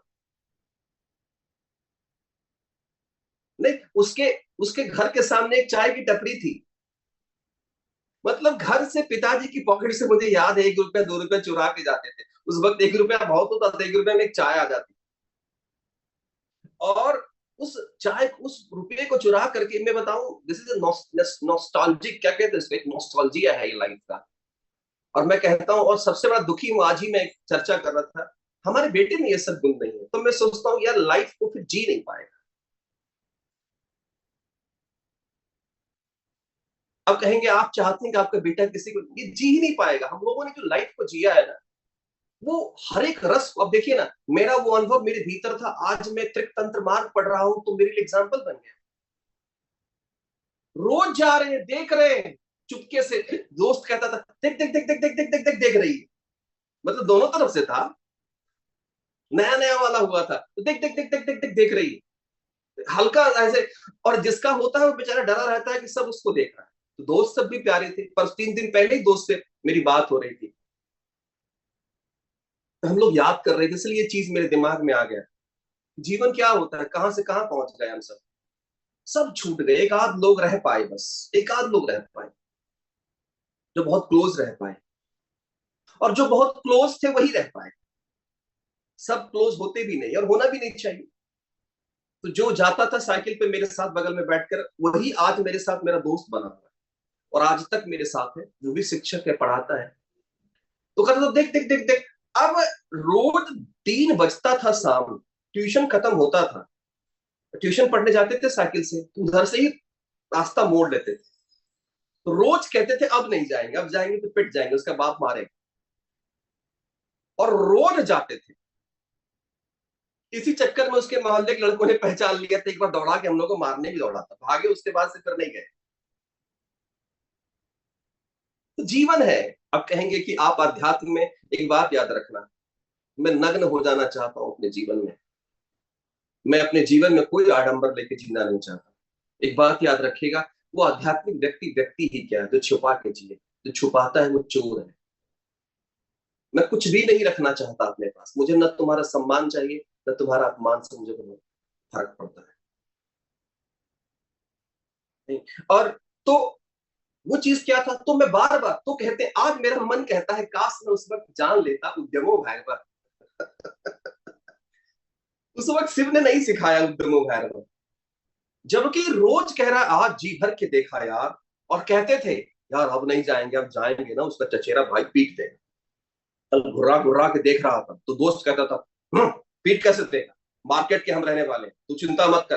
वो लोग चढ़ा भी तो देते थे, हम है ना तेरे साथ। अब कमबख्त जब दौड़ाया सबसे पहले भागा। तो कहने का मतलब क्या है कि मुझे याद आता है कि कई बार उद्यमो भैरवा, अगर उद्यमो भैरवा मेरे अंदर पैदा हो जाता तो ये कहानी नहीं बनती। तो हम सब इसी तरह भटकते हैं, रोज तृप्त होते हैं, रोज भटकते हैं। जैसे पनीर की बात बताऊं, पनीर मुझे बड़ी अच्छा लगता है खाने, लेकिन मैं सजग हुआ, इतना सजगता से मैंने पनीर खाया, खाते खाते खाते खाते तृप्त हुआ। रक्त काली मेरे अंदर जागी, जागने के बाद स्थित नासन काली, स्थित ना मैं जाग कर देखा, और एक दिन पूरे जाग कर खाया और खाना शुरू किया। अब प्रभावित नहीं करता। मतलब क्यों? बार बार एफर्ट करना पड़ेगा। याद कर लीजिए इस सूत्र को, ये शिव का सूत्र है, शिव सूत्र का हिस्सा है। जब सब शिव सूत्र की चर्चा करेंगे तब इसको हम डिस्कस करेंगे। शिव सूत्र का ये तीसरा या चौथा सूत्र है, उद्यमो भैरव। भैरव को वही पाएगा जो उद्यम करेगा। उद्यम मतलब एफर्ट करे। बार बार तुम भटको, बार बार आओ, बार बार भटको, बार बार आओ, तो इसका मतलब है कि जब तुम स्थित नासन काली में जाकर जब तुम्हें तृप्ति मिल जाती और शांति अवस्था में चले जाते हो, उसके बाद भी तुम्हारा मन भटकेगा। जब तुम्हारा मन भटकेगा तो उद्यम करके बार बार अपने मस्तिष्क को उस तृप्ति की तरफ, उस शांति की तरफ जो लेकर आता है, वही दरअसल अपने आप में वह जो देवी है जो शक्ति देती है उद्यम करने की, कि अपने मन को बार बार खींच कर लाओ। उस देवी का नाम क्या है? यम काली। ठीक है, उस देवी का नाम है यम काली। यम का वास्तविक अर्थ है जो सांसारिक भेदों या विकल्पों से जब मन तर्क करता है, या घड़ा है या कपड़ा है। एक चीज याद रखिएगा, जगह जगह पर जब आप पीडीएफ भी पढ़ते होंगे ना, घड़ा और कपड़ा ये दर्शन का शब्द है। इसको समझाने के उद्देश्य से लिया गया है। तो यह सीमित सोच है। यम नियम सीमा है जो हर सीमित मैं को बांध कर रखता है। सब कुछ समेटने वाली जो शक्ति है जो महाग्रास कर लेती है, वही दरअसल अपने आप में क्या है? यम काली। बताओ रोहिणी, कुछ पूछ रही है? हाँ गुरु भाई, आपने थोड़ी देर पहले जब हम स्थित नाशन काली पढ़ रहे थे, आपने बोला यही पे एक वो क्षण है जहाँ पे हम भैरवा को नॉक करते हैं, राइट? क्योंकि तभी हमें स्थिरता आती है, संतुलन आता है। बट मुझे अभी ऐसे लगा कि ये यमकाली है जहाँ पे हम भैरवा को नॉक करते हैं, क्योंकि स्थित करेक्ट, क्योंकि वहां पे हम स्थिरता में आते हैं, वहां पे हम संतुलन में आते हैं, जो सत का महासरस्वती का स्थान है। पर एक्चुअली हम भैरवा मतलब भैरवी तक तभी पहुंचते हैं जब यमकाली आती है। मैं इसका नहीं? उदाहरण देकर व्याख्या, मैं समझ गया। हाँ। मान लेते हैं हम कहीं जा रहे हैं, बिल्कुल अनजान जगह है, दरवाजे के समीप खड़े हैं, दरवाजा खुला, और दरवाजा खुलने के बाद क्या हुआ, हम भीतर गए और खट से दरवाजा लग गया। भीतर एकदम सन्नाटा है, एकदम सन्नाटा है। मन में संदेह आता है बाहर का, बंद क्यों हो गया? बाहर मेरे मित्र छूट गए, बाहर मेरे दोस्त छूट गए। अब वो जो मुझे मिला था अभी बाहर, अब वो नहीं मिल पाएगा। एक बात बताओ, जब दरवाजा बंद हुआ इसका मतलब है कि नई दरवाजा प्रारंभ, नया नया दरवाजा खुल गया। इसका मतलब है कि स्थित नासन काली पर जो दरवाजा बंद हो रहा है, स्थित नासन काली क्या कर रही है? वो बाह्य इंद्रियों का जो दरवाजा है उसे बंद कर रही है और भीतर की तरफ ला रही है साधक को। कि अब रुक जाओ, शांत हो जाओ, बहुत खा लिए, बहुत पी लिए, बहुत भोग कर लिए, क्योंकि जब तक तुम सृष्टि और सृष्टि काली पर हो, रक्त काली पर हो, तब तक तुम पूरे भोग की अवस्था में हो, तब तक भैरव तुम्हारी तरफ ताकते भी नहीं, देखते भी नहीं। लेकिन तुम जब सृष्टि काली और रक्त काली का भोग, रक्त काली के बाद जब स्थित नाशन काली तृप्ति देकर जब तुम्हें शांत कर देती है, इसका मतलब है तुम्हारी इंद्रियों के प्रभाव को नगण्य कर देती है। इसका मतलब है तब जिस भैरव की प्राप्ति के लिए तुम यात्रा कर रहे हो, भैरव की प्राप्ति तुम्हारे लिए मार्ग बन जाती है। ठीक है, इसके बाद आता है यम काली के बाद हमारा आता है कि यम काली महाग्रास और महाविलास कैसे करती है। तो विभिन्न तरह के संदेह व्यक्ति के भीतर होता है कि मैं स्त्री हूं, मैं पुरुष हूं, मैं ये हूं, मैं वो हूं। तो इस तरह के जितने भी होते हैं इन सबको ग्रास जाती है यम काली। मतलब साधना के पथ पर यदि किसी व्यक्ति के भीतर इस बात का एहसास होने लगा है कि अब मैं ना स्त्री रहा ना मैं पुरुष रहा, ना मैं अच्छा रहा ना बुरा रहा, यानी कोई भी स्थिति अब तुम्हें प्रभावित नहीं कर रही, मतलब तुम अब एकदम शून्य की स्थिति की तरफ बढ़ रहे हो। मतलब तुम्हें ये भी महसूस नहीं हो रहा है कि तुम पुरुष हो, ये भी महसूस नहीं हो रहा है कि तुम स्त्री हो। अब तुम्हारे मस्तिष्क के भीतर अच्छा या बुरे का विचार समाप्त हो गया। मान लीजिए तुम भोग करके आए और भोग के बाद तृप्ति हुई, तृप्ति के बाद हो सकता है तुम्हारा मन फिर कहे यार मैंने गलत किया या मैंने अच्छा किया। मान ली तुमने क्या किया, प्रसाद खाया, छक करके प्रसाद खाया, प्रसाद खाने के बाद तृप्ति हो गई, तो तुम्हारे मन के अंदर ये भाव आ सकता है आहा मैंने पवित्र चीज खाई है। लेकिन हो सकता है तुम संभोग से उठे हो और संभोग के बाद तुम्हारे हृदय के अंदर तृप्ति आई हो, लेकिन तृप्ति के बाद तुम उस गहरे ध्यान में गए हो, लेकिन तुम्हारे मन के भीतर यह संदेह आ रहा है कि कहीं मैंने कुछ गलत काम तो नहीं किया है, ये कैसे हो सकता है कि इसको मैं योग में शामिल कर सकूं। तो अच्छे विचार और बुरे विचार दोनों मिट जाते हैं, तुम स्त्री पुरुष के भेद से मिट जाते हो।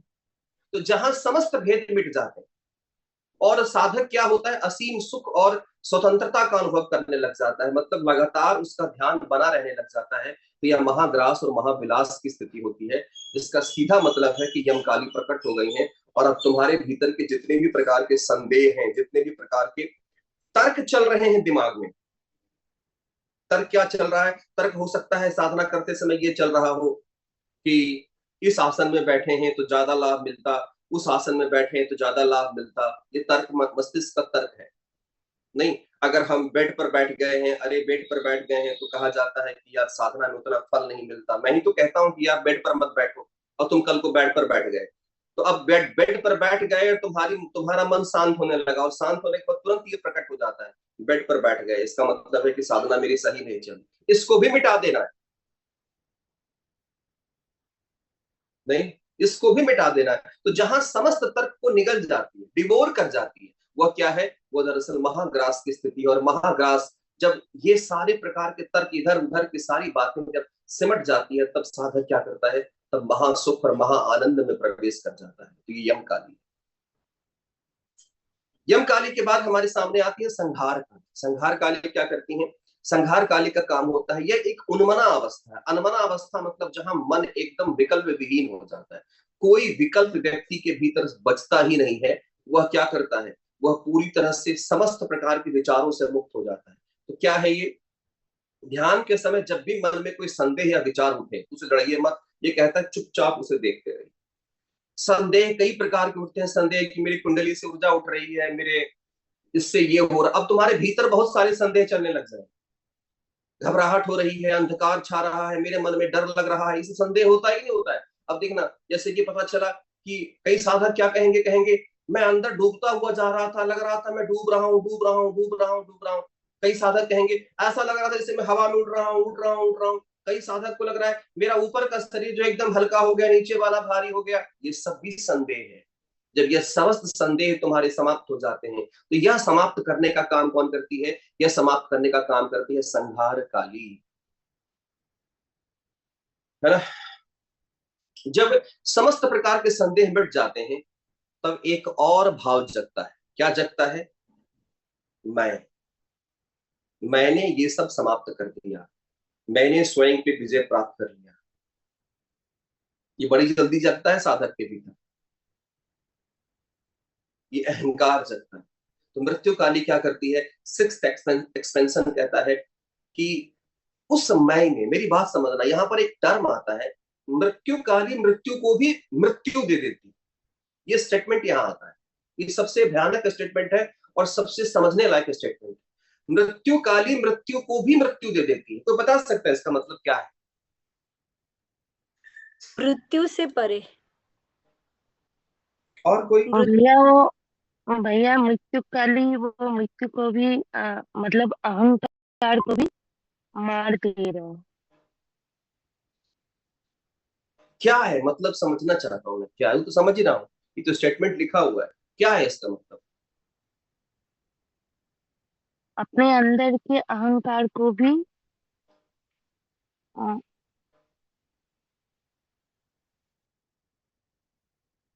बताओ सोनिया।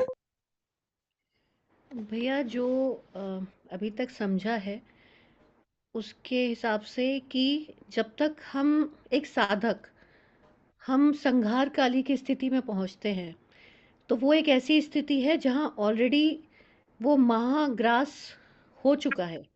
तो वो हमारे जितने भी विचार, जितने भी हमारे डाउट्स थे, वो सब कुछ माँ उसको ग्रास कर चुकी हैं। लेकिन जो एक फाइनल जिसे कहते हैं, फाइनल हमारे अंदर एक फीलिंग बच जाती है कि मैंने इन सभी चीज़ों के ऊपर कंट्रोल कर लिया, मैंने अपनी सारी इच्छाओं पे कंट्रोल कर लिया और मैं एक साधना में आगे बढ़ गया हूँ। कुछ इस तरह का भाव जो हमारे अंदर आता है, इस भाव को भी शून्य कर देना, तो वो मुझे लगता है कि वो मृत्यु की मृत्यु है। क्योंकि वहां तक तो संघार मुझे काली ये बताओ, दो बार मृत्यु आ रहा है, एक बार मृत्यु आ रहा है, दूसरी बार, पहला वाला मृत्यु कहाँ है, दूसरा वाला मृत्यु कहाँ है? पहला वाला जो मृत्यु है वो संघार काली के स्टेज पे हुआ है, जैसा मुझे बिल्कुल सही, बिल्कुल सही। एक और बात जो बताओ, ये जो रक्त काली के बाद सृष्टि काली, यम काली जो चल रही हैं, ये क्या कर रही है? संहार ही तो कर रही है, मृत्यु जी तो दे रही है। तो इस मृत्यु में भी मैं उपज जाता है, ये मैंने मारा है। तो वह जो अब तक संहार कर रहा था, मैं उस संहार को, वो अब तक जो मृत्यु चल रहा था कि ये सब मैंने किया है, यानी पहला मृत्यु क्या? संहार काली और यम काली। तो उस मृत्यु को भी मृत्यु दे देती है। इसका मतलब अब तक जो संहार चल रहा था, उस संहार का भी संहार कर देती है। कुछ भी नहीं हुआ था, शांत हो जा, तुमने कुछ नहीं किया, you have not done it, you have, तुमने कुछ भी किसी प्रकार का अपने आप में कोई कार्य नहीं किया। तो मृत्यु काली क्या करती है? जो मैं का भाव है उसको भी समाप्त कर देती है। इसका मतलब है कि व्यक्ति इस स्थिति में क्या है, वो क्या सोचता होगा, तुम सोच के देखो। जब कोई व्यक्ति के भीतर का मैं भी समाप्त होता है तो वो क्या कहता है? वो कहता है मैं कर रहा हूं नहीं कहता, बस हो रहा है। वहां पर डूअरशिप खत्म हो जाता है, वहां पर बीइंगनेस प्रारंभ हो जाता है। ये सब चल रहा है। नहीं, अभी देखो मैं मुरझाया हुआ, अभी बोलते बोलते एनर्जी आ रही, क्या हो रहा है? कुछ चल रहा है, मुझे नहीं पता क्या चल रहा है। हो सकता है अगले पल में शांत कर दे मुझे, मैं बोल पाऊंगा। अभी मेरे अंदर ऊर्जा आ गई।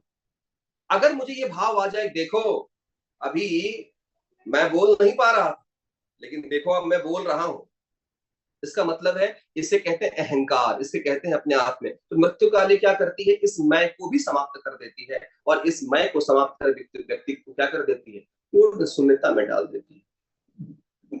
ये मृत्यु काली चेतना के स्तर पर मृत्यु की भी मृत्यु। समझ गए होंगे आप सब?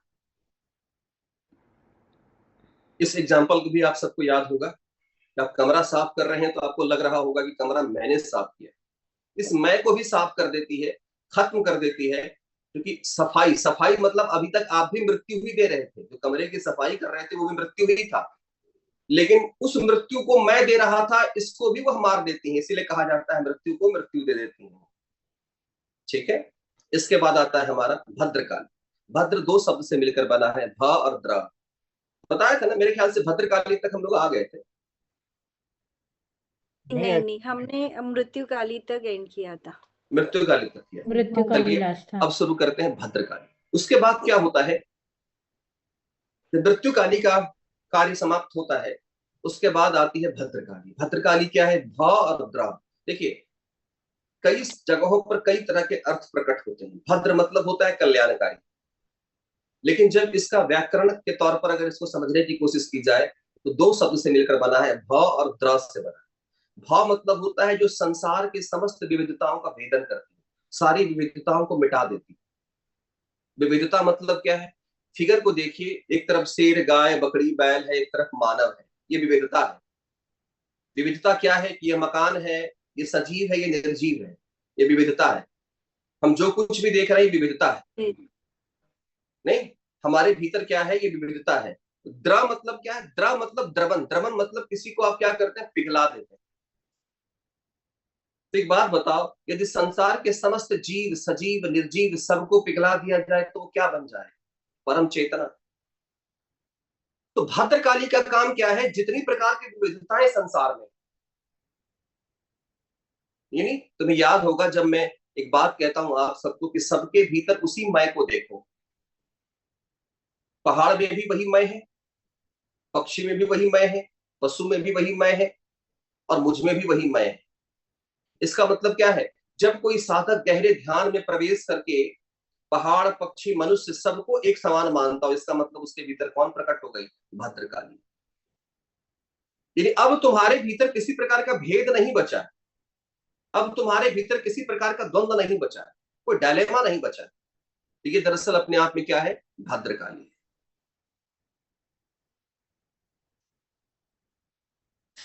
कहता है यहां सूक्ष्म संशय या संस्कार जो उठते हैं परंतु नष्ट हो जाते हैं, मानसिक संस्कारों का यहाँ उदय होता है, वो तुरंत अपने आप में क्या होता है? शांत हो जाता है। कई प्रकार के संस्कार हैं हम सबके। संस्कार क्या है?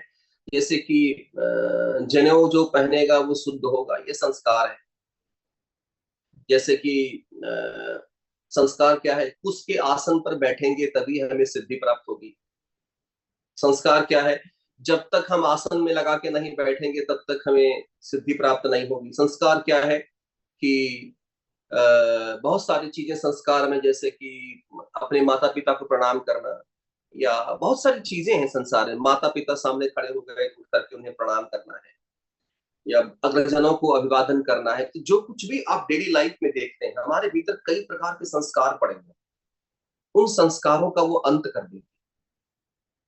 संस्कार क्या है? जैसे मान लेते हैं कि कोई मांस खाता, बात समझना, कोई मांस खाता, अब वो त्रिक तंत्र की साधना कर रहा, अचानक उसके भीतर एक संशय उत्पन्न होता है कि मैं तो मांस खाता हूं और कोई बिना मांस खाता है, क्या मेरी साधना सफल होगी? भद्रकाली उस संशय को समाप्त कर देगी। कोई फर्क नहीं पड़ता इस साधना की पद्धति में कि अगर तुम इस संशय में बंधे हो कि मैं मांस खाता हूं, कोई मांस नहीं खाता है। अगर कोई मांस खाता है तो उसको ज्यादा, तो कोई मांस खाता है तो वो साधक नहीं हो सकता, जो मांस नहीं खाता वो साधक होगा। ये भी एक तरह का संस्कार ही है, एक बात याद रखना। तो जितने तरह के तुम्हारे जीवन से जन्म जन्मांतर से संस्कार बनकर के उभरे हैं, वो समस्त संस्कार अपने आप में क्या होता है? भद्रकाली उसे नष्ट कर देती है।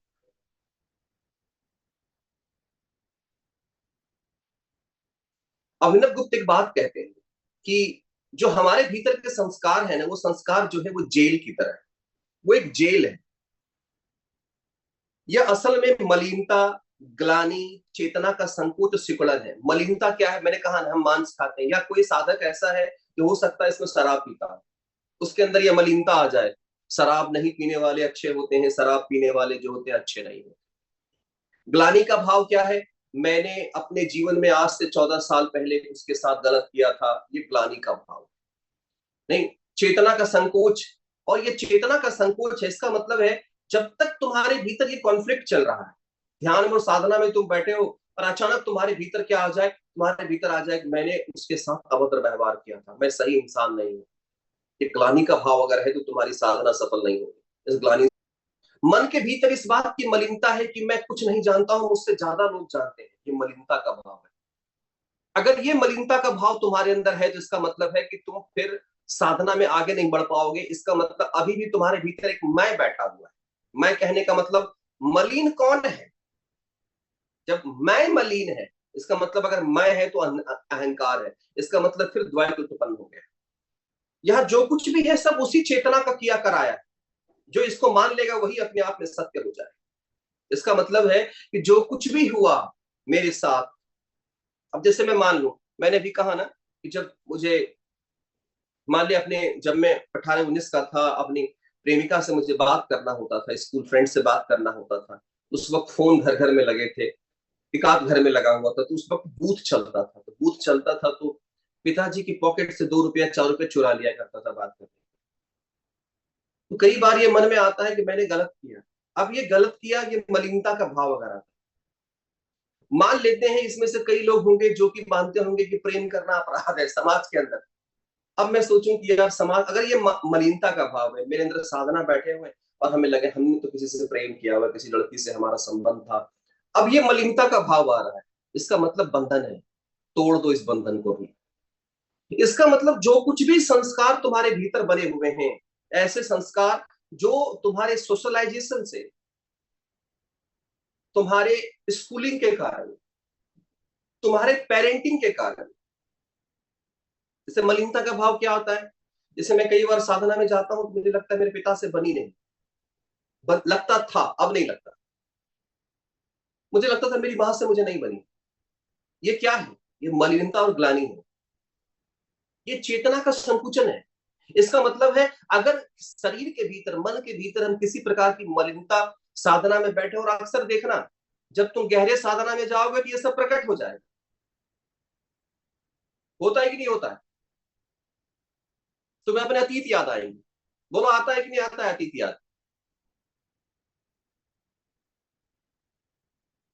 बताओ। आता है, बहुत आता है ना? आते हैं आता भैया, है। आते हैं। मान लिया तुम में से कोई हो सकता है ड्रिंक किया हो, तो लगता होगा हमने तो ड्रिंक किया है लाइफ में, भगवान हमें स्वीकार नहीं किया। तो भद्रकाली कहती है नाश कर दो उसका, मैं खड़ी हूं ना, नाश कर इसका, उखाड़ फेंक इस संशय को मन से, मैं खड़ी हूं तुम्हारे सामने, मैं ले चलूंगी तुम्हें भैरव के पास, मुक्त हो जाए इन सब द्वंद से।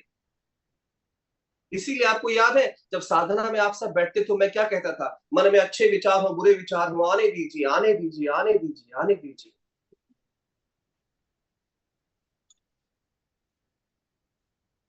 तो कहने का मतलब क्या है? अब जैसे क्या है कि मुझे याद है,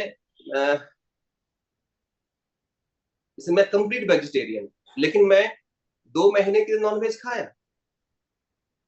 मुझे लगा खाते हैं लोग कैसा होता है, मन में संवेदना उठने लगी, मैंने 2 महीना खाया। 2 महीने के ठीक बाद मुझे वॉमिटिंग होने लगी, मैंने स्वतः छोड़ दिया, भगवती की कृपा हुई। तो मुझे हो सकता है मेरे अंदर आए कि यार मैंने भी तो 2 महीने जीवों की हत्या की और उसको भोजन भक्षण किया। अगर साधना में ये आता है, मिटा दो इस मलिनता को, जो हुआ सब उसका था। अगर तुम इसमें फंसोगे तो फिर आगे का भैरव का दरवाजा नहीं खुलेगा। इसका मतलब तुम्हें लग रहा है कि तुमने कुछ किया था। अगर तुम्हारे भीतर यह भाव आता है कि तुमने कुछ किया था, वो गलती तुमसे हुई थी, इसका मतलब तुम कुछ हो, इसका मतलब तुम्हारे अंदर का अहंकार बड़ा हो गया, इसका मतलब तुम ये नहीं मानते हो कि जो कुछ भी हुआ परम चेतना का हुआ। अब समझ में आ रहा है? आप लोग को याद होगा वेरी फर्स्ट डे एक बात मैंने आप सबसे कहा था, ये तंत्र है। तंत्र का मतलब होता है तनाति तन एति तंत्र, जो आपको बंधन से मुक्त कर दे वही तंत्र है।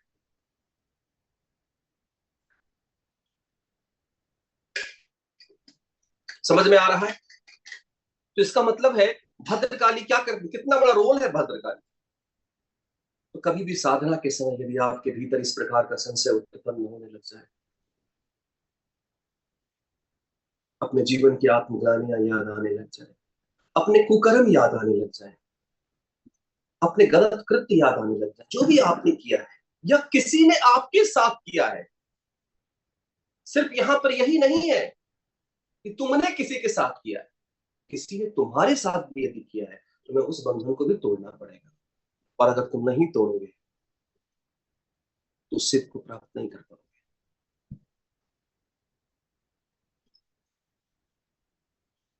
इसका मतलब है अपने अतीत के जितने भी ग्लानि है, जितने भी मन की मलिनता है, सबको धो डालो, मत मत चिंता करो। भद्रकाली कहती है सब मैं ध्वस्त करने के लिए तैयार हूं।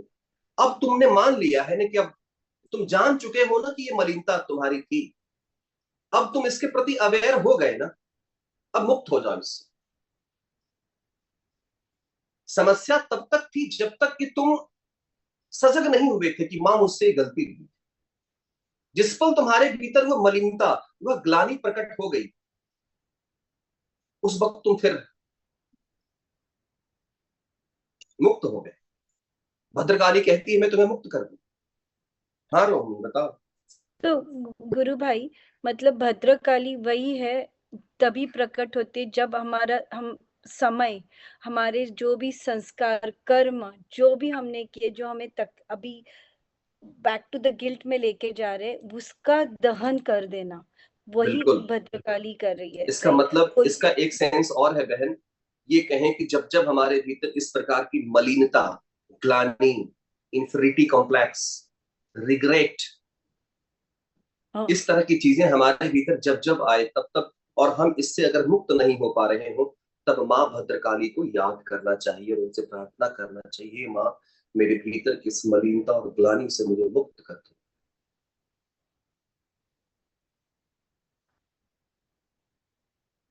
ओके।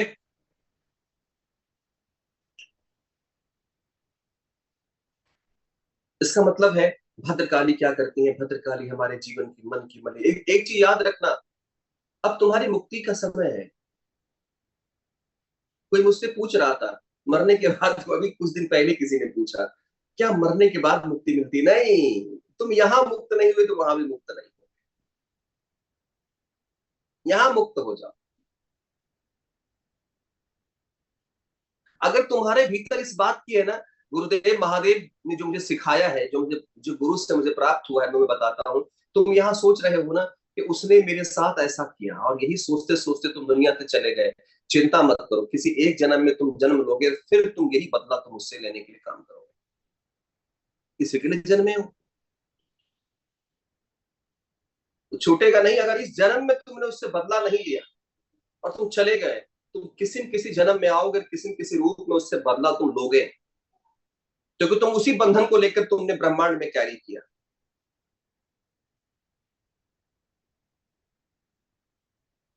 हाँ सोनिया। और भैया अगर हम कंप्लीटली माफ कर दें, उस चीज को छोड़ दें, फिर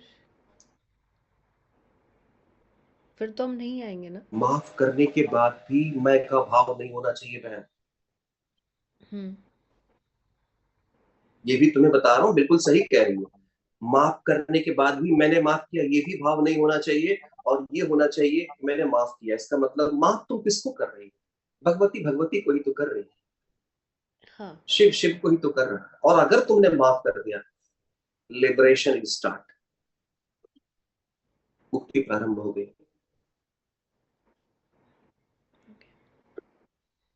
और गुरु भाई, यहाँ पे जो अब हम माफी, फॉरगिवनेस का जो बात करते हैं, वो हमारे खुद के भी जर्नी को आगे लेके जाने के लिए ही करते, राइट? अगर बिल्कुल। हम उसी में स्टक रहे तो हम आगे ही नहीं बढ़ पाएंगे। जब तो वो कोई एक फॉरगिव इंसान, अगर कोई सिर्फ ये इंसान ये रिग्रेशन लेकर चलता रहे, जैसे कि अपने पिता के बारे में बता, मैं अपना एग्जाम्पल दूं। मेरे पिता ने मुझे बहुत पीटा, बहुत बुरी तरह ब्रूटली पीटा। और लोग ऐसा कहते हैं कि मुझसे, मेरे भैया का कहना है कि तुमसे सबसे ज्यादा प्यार भी करते हैं। तो फिर मैं एक व्यक्ति के रूप में, तार्किक व्यक्ति के रूप में सोचता हूँ कि प्रेम और पिटाई दोनों साथ कैसे हो सकते?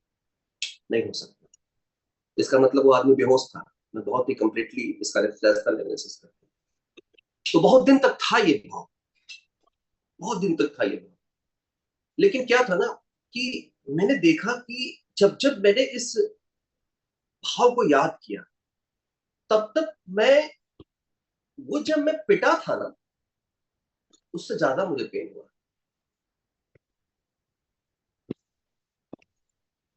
किसी के साथ ये भाव बात हुई होगी तो वो मेरी बात को महसूस कर पा रहा है। वो जो मैं पिटा था बचपन में, जो दर्द हुआ था, उससे ज्यादा दर्द हुआ उस पेन को याद करने में कि मेरे पिता ने मेरे साथ ऐसा किया। तो वो फिर क्या है, वो एक फिर आध्यात्मिकता के मार्ग में एक ऑब्स्टिकल बन गया। वो फिर मेरे उस चेतना के विस्तार को क्या कर रहा है, एक्सपेंड नहीं होने दे रहा। वो मेरी चेतना को नैरो कर रहा है, संकुचित कर रहा है। लेकिन जैसे ही मैंने उन्हें माफ किया और मुझे लगा कि ठीक है, किसी जन्म का कोई ऐसा भाव रहा होगा कि वो आए, और किसी जन्म में हो सकता है कि मैं कोई मालिक रहा होऊंगा, और हो सकता है वो मेरे घोड़े रहे होंगे और मैंने खूब पीटा हूं, या मेरे घर में कोई पालतू जानवर होंगे जो खूब पीटा है, या हो सकता है किसी जन्म में वो मेरे पुत्र रहे होंगे और मैंने उन्हें खूब पीटा। तो उन्होंने ये सोचा होगा कि एक दिन तुम बाप, मैं बाप बनूंगा और तुमको पीटा। तो जैसे ही इस पलरे को मैंने बराबर किया कि जाइए, मैंने क्षमा किया, ऐसा बराबर अपने अंतरात्मा की गहराई में प्रवेश कर, दरअसल उसी समय भद्रकाली प्रकट हो जाती। देवी मुक्त करती हैं। कभी ये मत समझ लेना कि तुम मुक्त करते हो। मां से कहो कि ये मां, ये बोझ को हटाओ मन से। मां, प्रार्थना करो। ये सब जो देवियां तुम पढ़ रहे हो, क्यों पढ़ रहे हो? इसलिए पढ़ रहे हो कि जब जब तुम फंसो तब तब तुम, मान लिए मेरा मन बार बार भटकता है, अगर मेरा मन बार बार किसी चीज की तरफ भटकता है तो उस वक्त मैं यमकाली को याद करूंगा। मेरा मन तुरंत किसी सुंदर चीज को देख करके सेल्फी क्लिक कर लेने का मन करता है, दुनिया को परोस देने का मन करता है, तब मैं स्थित नासन काली को याद करूंगा।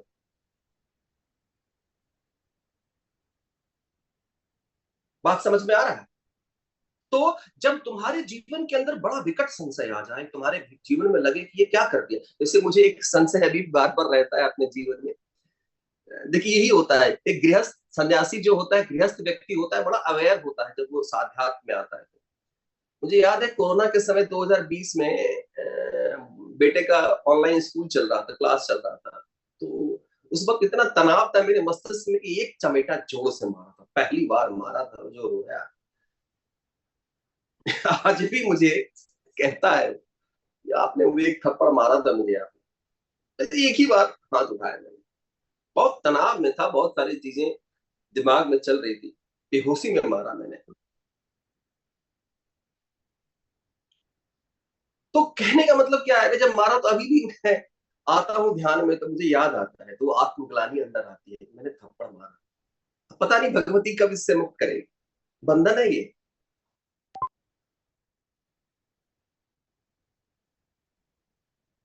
माफी नहीं मांगना है, मां को कहना है कि मां इस संशय को समाप्त करो, जाग कर देखना है उसे।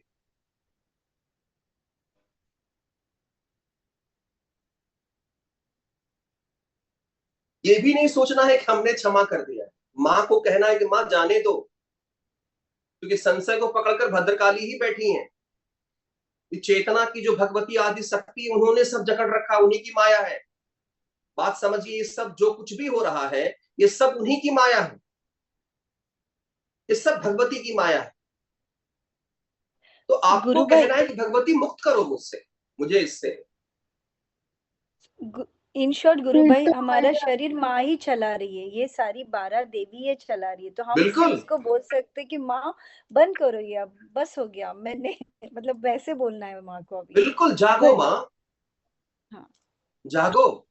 जैसे अभी मैं बताऊं, संध्या तक में मैं, क्या हुआ कि रात को जैसे मैं लगातार जब बहुत ज्यादा पढ़ लेता हूं तो नींद मेरी खत्म हो जाती है। तो लगातार माँ काली को समझाने के लिए, आपको क्या लगता है खुद को आत्मसात करना बड़ा आसान है, ये 12 काली तुरंत समझ करके अपने अंदर आत्मसात करना बड़ा आसान है, लेकिन किसी को समझाने के लिए ना पूरा लेक्चर प्लान करना पड़ता है। तो मैं आज कम से कम 10 दिन से, जब से ये चल रहा है, ठीक से मैं सोया नहीं हूं। आपको पता है मैं सुबह उठता हूं तो मेरे दिमाग में काली काली काली काली काली घुसती है, क्योंकि मुझे लगता है मैं कैसे आप सबको ये चीज देखूं, तो मेरी नींद गायब हो गई। इस कारण भी मुझे गैस बना। तो कल क्या हुआ, कल मुझे लगा नींद नहीं आ रही है, तो एक नींद की गोली थी मेरे पास, उसका 1/4 मैंने खा लिया। तो मैंने कहा मेरी बॉडी नशा को बर्दाश्त करने के लिए है ही नहीं। इतनी गहरी नींद में गई, इतनी गहरी नींद में गई कि सुबह उठा, बेटे को स्कूल छोड़ा, फिर लगा फिर सो जाए, एकदम आंख ही नहीं खुल रहा। तो मुझे पता था कि अपने ब्रेन को शट डाउन कर दूंगा मैं तो मैं रिलैक्स हो जाऊंगा, मेरी बॉडी रिलैक्स, बॉडी तो रिलैक्स हो गई, लेकिन क्या हुआ, अब आंख ही ना खुले मेरा। तो मैं दिन भर सोया रहा, शाम तक 7:30 बजे तक मेरे अंदर संशय था कि मैं क्लास लूंगा कि नहीं। तो मैंने वो अपने भीतर माँ को याद किया, माँ क्या चाहती हो, आज भी नहीं। तुरंत माँ ने ऊर्जा दे दिया, जा कर क्लास ले। तो हमें उन्हें पुकारना पड़ेगा, भगवती को जगाया जाता है। ये सब हमारे भीतर सुसुप्त अवस्था में बैठे, ये खत्म नहीं हुई है, ये सब बैठी हुई है, ध्यानस्थ हैं देवियां। उन देवियों को जो ध्यानस्थ हैं उनकी आंखें खुलवानी पड़ेगी, प्रार्थना करना है, भद्रकाली ये जो मन में मलिनता और ग्लानि आ रही है, मां माफ कर दो। सिगरेट पिया मां, दारू पिया, ये ग्लानि का भाव आ रहा है, समाज के लोग इसे सही नहीं मानते, मां मैं संस्कारों में फंसा हुआ हूँ, मां मुझे मुक्त कर दो मां। देखिएगा आप 2 दिन के बाद, तीसरे दिन सफाई।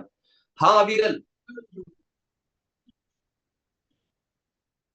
जी गुरु भाई एक चीज समझनी है कि जैसे ये सृष्टि काली और रक्त काली और जितनी अभी हम इस यात्रा में चल रहे हैं, तो इन सब को जो हम अपने भीतर अनुभव कर रहे हैं या देख रहे हैं, तो वो देखने वाला कौन है? वो क्या शिव है कि वो भी देवी है? जो स्वयं जागरूकता है इन्हें। स्वयं। अच्छा एक बात बता, तुमने 2 चीज यूज कर दिया, शिव है कि देवी है। तो जो देवी है तो वो शिव है, जो शिव है वो देवी, परम चेतना शिव और शिवा है। तो जी जी, तो जो सारी इस प्रोसेस का विटनेस है, अच्छा एक बात जागरूकता बताओ, है बंधा कौन है? जी जीव, शिव, शिव बध है। शिव ही बंधकर क्या बन गए? शिव शिव ही बध के बनकर जीव जीव बन बन गए। गए या जीव बन गए। जीव ही शिव है, शिव ही जीव है।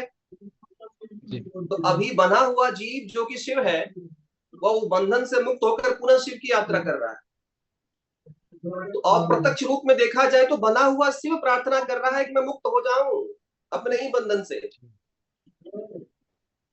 तो इसका मतलब है जैसे शिव की जागरूकता देवी को देख लेती है, तो शिव और शक्ति एक के हो जाते हैं, और एक तरीके से ये यही बोध है। फिर तुमने गलत स्टेटमेंट यूज किया। शिव की जागरूकता जाग नहीं जाती, शिव और शिवा ही भीतर से जागरूक होते हैं। वो जो पराशक्ति, जो प्रकाश और विमर्श की शक्ति है, वहीं से ये चेतना जागती है। याद है तुम्हें कि हमने पढ़ाया था, पता नहीं तुम थे कि नहीं उस वक्त, सदाशिव के 5 मुख हैं। उस 5 मुख में से जो जी 5वां मुख है, ईशान मुख, ईशान। वह अनुग्रह का कार्य करता है। उसका काम होता है भक्त को, एक व्यक्ति को, जीव को मोक्ष की यात्रा के लिए तैयार करना। तो जब किसी साधक के भीतर का सदाशिव का 5वां मुख, ईशान मुख जाग जाता है, तब वहीं से यह परम संबित चेतना जो होती है वो जागृत होने लग जाती है, और धीरे धीरे धीरे अपने जन्म जन्मांतर के जो बंधन है उसे काटने लग जाती है। तो जो कुछ भी घटना घटित हो रही है, ये घटना स्वयं शिव और शिवा का है। देखने वाला भी वही है, देखा जाने वाला भी वही है, और जिसे जो देखने का माध्यम है वही है। याद है ना, हमने कहा था चेतना के 3 स्तर, प्रमाण, प्रमेय, प्रमाता। समझ में आया? मतलब बंधन तो में भी वही जी, बंधन में भी वही है, बंधन से मुक्ति के लिए प्रार्थना भी वही कर रही है, और बंधन से मुक्ति भी वही करती है। भैया हम ही ने अपना हाथ पैर बांध लिया, अब हम ही खोलने की कोशिश कर रहे हैं। एक वक्त माया का जाल रचा हमने, तो अपना हाथ पैर बांध लिया, अब मेरा ही मन कर रहा है मुक्त हो जाए। तो यहाँ पर क्या हुआ? मैं ही बंधन का कारण हूं, मैं ही मुक्ति का कारण हूं। इसका मतलब है शिव ही जीव। देखो इस सूत्र को याद रखना, कभी कंफ्यूजन नहीं होगा। शिव किस में बदले? जीव में। तो जीव बंधा हुआ क्या है? शिव है। जीव बंधा हुआ शिव है। तो अब यहाँ पर जब भीतर का शिव, जब जीव के भीतर का शिव प्रकट हो जाता है, जब जीव के भीतर का शिव चेतना जागृत होने लग जाती है, तो चेतना धीरे धीरे धीरे अपने बंधन को तोड़कर पुनः शिव की तरफ लौटने लग जाती है। बंधन भी उसी का बनाया हुआ है, काटने वाला भी उसी का है, और काटा जाने वाला माध्यम भी उसी का है। क्लियर? हेमलता जी अपना माइक ऑफ कर लीजिए प्लीज। अविरल,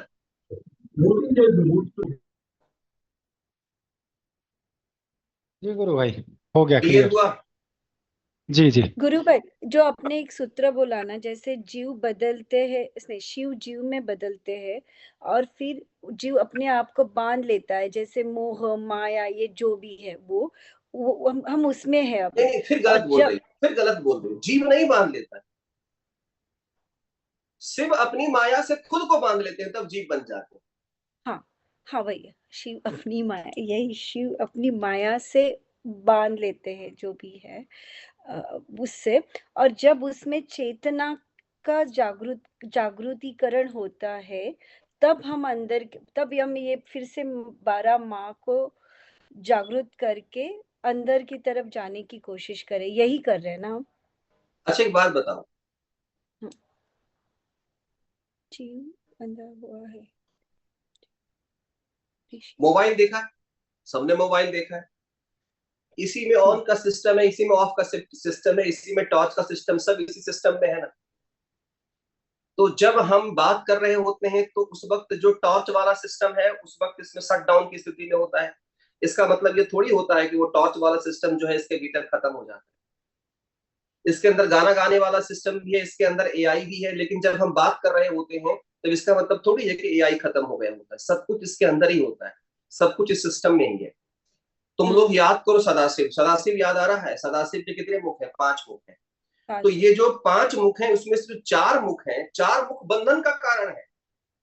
हाँ। तत्पुरुष अलग बांध रहा है, सद्योजात अलग बांध रहा है, वामदेव अलग बांध रहा है, अघोर मुख अलग बांध रहा है, लेकिन इन सब बंधनों को मुक्त करने के लिए भी एक मुख और बना दिया गया। उस मुख का काम क्या है? उस मुख का नाम क्या है? ईशान मुख। तो ईशान मुख जब जागृत होता है तो ईशान मुख क्यों दे दिया गया? तो ये चारों तो बंध जाते हैं, लेकिन ईशान मुख जो है वो क्या है? उसके भीतर का काम क्या? बाकियों का देखो, तत्पुरुष अब वायु तत्व से बंध जाता है, सद्योजात पृथ्वी तत्व से बंध जाता है, अघोर अग्नि तत्व से बंध जाता है, वामदेव जल तत्व से बंध जाता है, और जो ये 5वां तत्व है ईशान, वो क्या है? आकाश तत्व से बन जाता है। सब तत्वों का प्रभाव है। जरा एक बात गौर करना, आकाश तत्व मुक्त है कि नहीं? जरा ऊपर देखो तो, देखो ऊपर आकाश मुक्त है कि नहीं? सब कुछ बंधा हुआ है, लेकिन बॉडी के भीतर का जो आकाश तत्व है वो ऊपर है, मुक्त है। तो ईशान तत्व जो हमारे भीतर बैठा हुआ है उसका काम ही है अनुग्रह। अनुग्रह मतलब तुम्हें बंधनों से मुक्त करने के लिए अवेयर कर देना। जब तुम्हारे भीतर का ईशान तत्व सजग होता है, जब जागृत होता है, तो वो क्या करता है? तुम्हारे भीतर वह इसी परम चेतना का जो ये सब तुम यात्रा कर रहे हो ना, ये सब यात्रा ईशान मुख के कारण हो रहा है। क्लियर सबको? या क्लियर? सबको क्लियर है? क्लियर। अरे 11 बज गए क्या?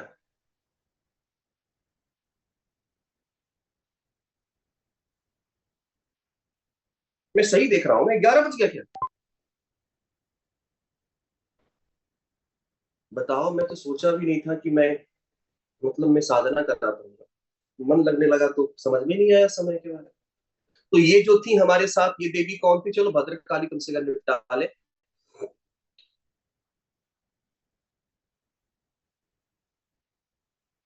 भद्र भद्र भद्र भद्र भद्र भद्र देवी, भद्र प्रकट हो जाएगी भद्र देवी। भद्र, ये रही भद्रकाली। तो आज जा करके आप सबको क्या टास्क है? आप सबका टास्क है जा करके ये जो भद्रकाली है, इस भद्रकाली के भीतर का जो संशय है, जो आप सबके भीतर जो ग्लानि है, उन सब ग्लानियों के लिए आज से माँ से प्रार्थना करिए और उनसे कहिए कि हे जगत जननी जगदम्बा, हम सबके भीतर के वो जो संशय है उस संशय को क्या करो? समाप्त करो, है ना। भद्रकाली का संशय सहज लो। भद्रकाली की इस परम अवस्था में योगी को कोई अलग से प्रयास नहीं करना पड़ता है। मतलब एक बात याद रखिएगा, जब आपके हाँ, ये बड़ी इंपॉर्टेंट अवस्था, जरा इसको खत्म करके चलिए हम सब। अच्छा पता है एक बात, भद्रकाली समस्त संशय का नाश तो कर देती है, लेकिन भद्रकाली की एक खासियत है। क्या खासियत है? यदि तुम्हारे भीतर भद्रकाली जन्म ले ली तो पता है क्या होगा? ये आप ऐसा नहीं है कि तुम्हारे भीतर से वो आत्मग्लानि और संशय सदा के लिए समाप्त हो जाएगा। हो सकता है 5 दिन के लिए चला गया और 6ठे दिन फिर आ जाएगा, लेकिन अगर भद्रकाली जाग गई है तो वो आएगा और फिर उसी आसमान में, फिर उसी अनंत आकाश में विलीन हो जाएगा। मतलब वो आता रहेगा जाता रहेगा, आता रहेगा जाता रहेगा। इसका मतलब है तुम्हें कोई एफर्ट करने की आवश्यकता नहीं पड़ेगी। अभी तुम्हारे अंदर यह जाग जाता है कि आज से 4 साल पहले मैंने खूब दारू पिया है, तो भद्रकाली की कृपा होगी तो सबसे पहली बात तो ये संशय समाप्त हो जाएगा। और इसके बाद एक समय ऐसा आएगा कि जब तुम्हारे भीतर भद्रकाली जागृत रहेंगी साधना में, और ऐसे विचार आएंगे कि मैंने दारू पिया था, आएगा चला जाएगा, मैंने इसके साथ छेड़छाड़ किया था, आएगा चला जाएगा। इसका मतलब तुम्हें कोई अलग से एफर्ट करने की आवश्यकता नहीं है। कहने का मतलब क्या है, अगले एग्जांपल से समझो।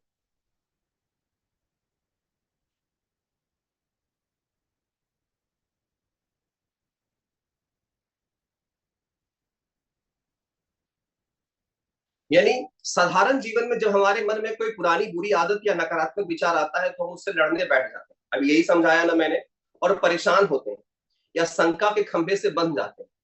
पुरानी आदत, पुरानी विचार, लेकिन ये पुरानी विचार और संशय भद्रकाली के स्मरण से व्यक्ति के अंदर क्या हो जाता है, वह ध्यान अग्नि में धीरे धीरे पिघलना शुरू हो जाता है। इसका मतलब है ये एक दिन में नहीं जाएगा, लगातार अभ्यास करना पड़ेगा। जब जब यह संशय आए तो भगवती की कृपा से याद करना और यह महसूस करना कि भगवती अपनी अग्नि से, अपने भड़कती कड़कती निगाहों से, आंखों से वह उसको जला रही है, खत्म कर रहे हैं, उसे अपने ऊपर हावी मत होने देना। तो एक दिन क्या होगा, एक दिन तुम्हारे भीतर कुछ ऐसा होगा, कैसा होगा, कुछ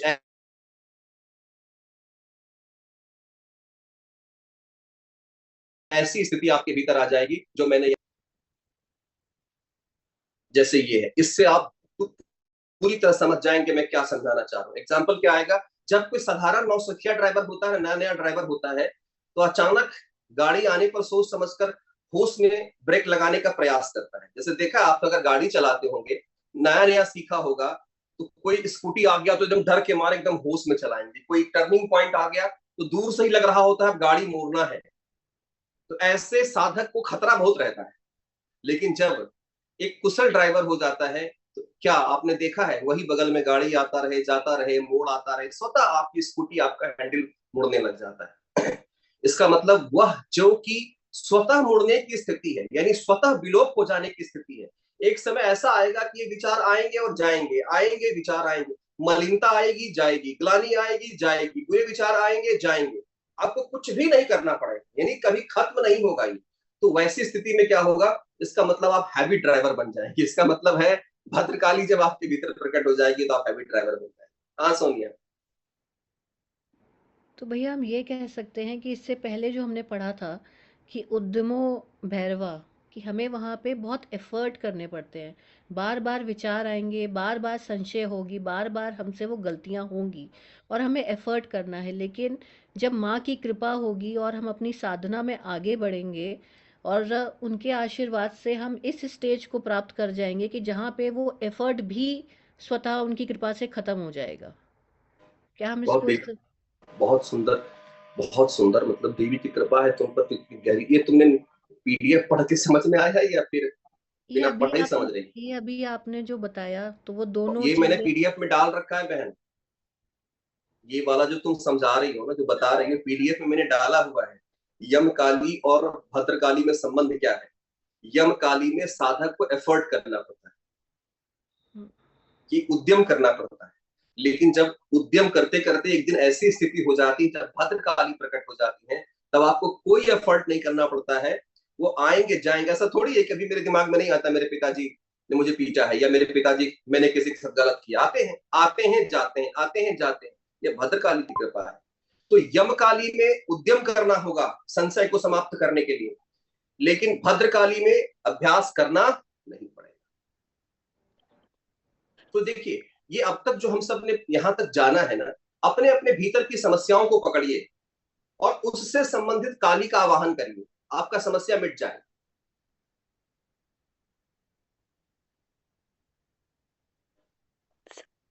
हाँ, साधक को डिप्रेशन देखिए जी, बताएं, डिप्रेशन जैसा कुछ होता नहीं। सच बताऊं मैं, डिप्रेशन जैसा संसार में कुछ नहीं होता है। किसी को प्यार नहीं मिला तो क्या करेगा, डिप्रेसिव होगा। अब मेरे पिताजी ने मुझे इतना पीटा, मेरी माताजी का मुझे प्रेम नहीं मिला, और यदि ये बच्चा कभी दुखी रहने लग जाए और संसार को नेगेटिव रूप में अगर कोई बच्चा देखने लग जाए, तो डिप्रेशन थोड़ी कहेंगे यार उसको प्यार का अभाव है, प्यार दो ठीक हो जाए।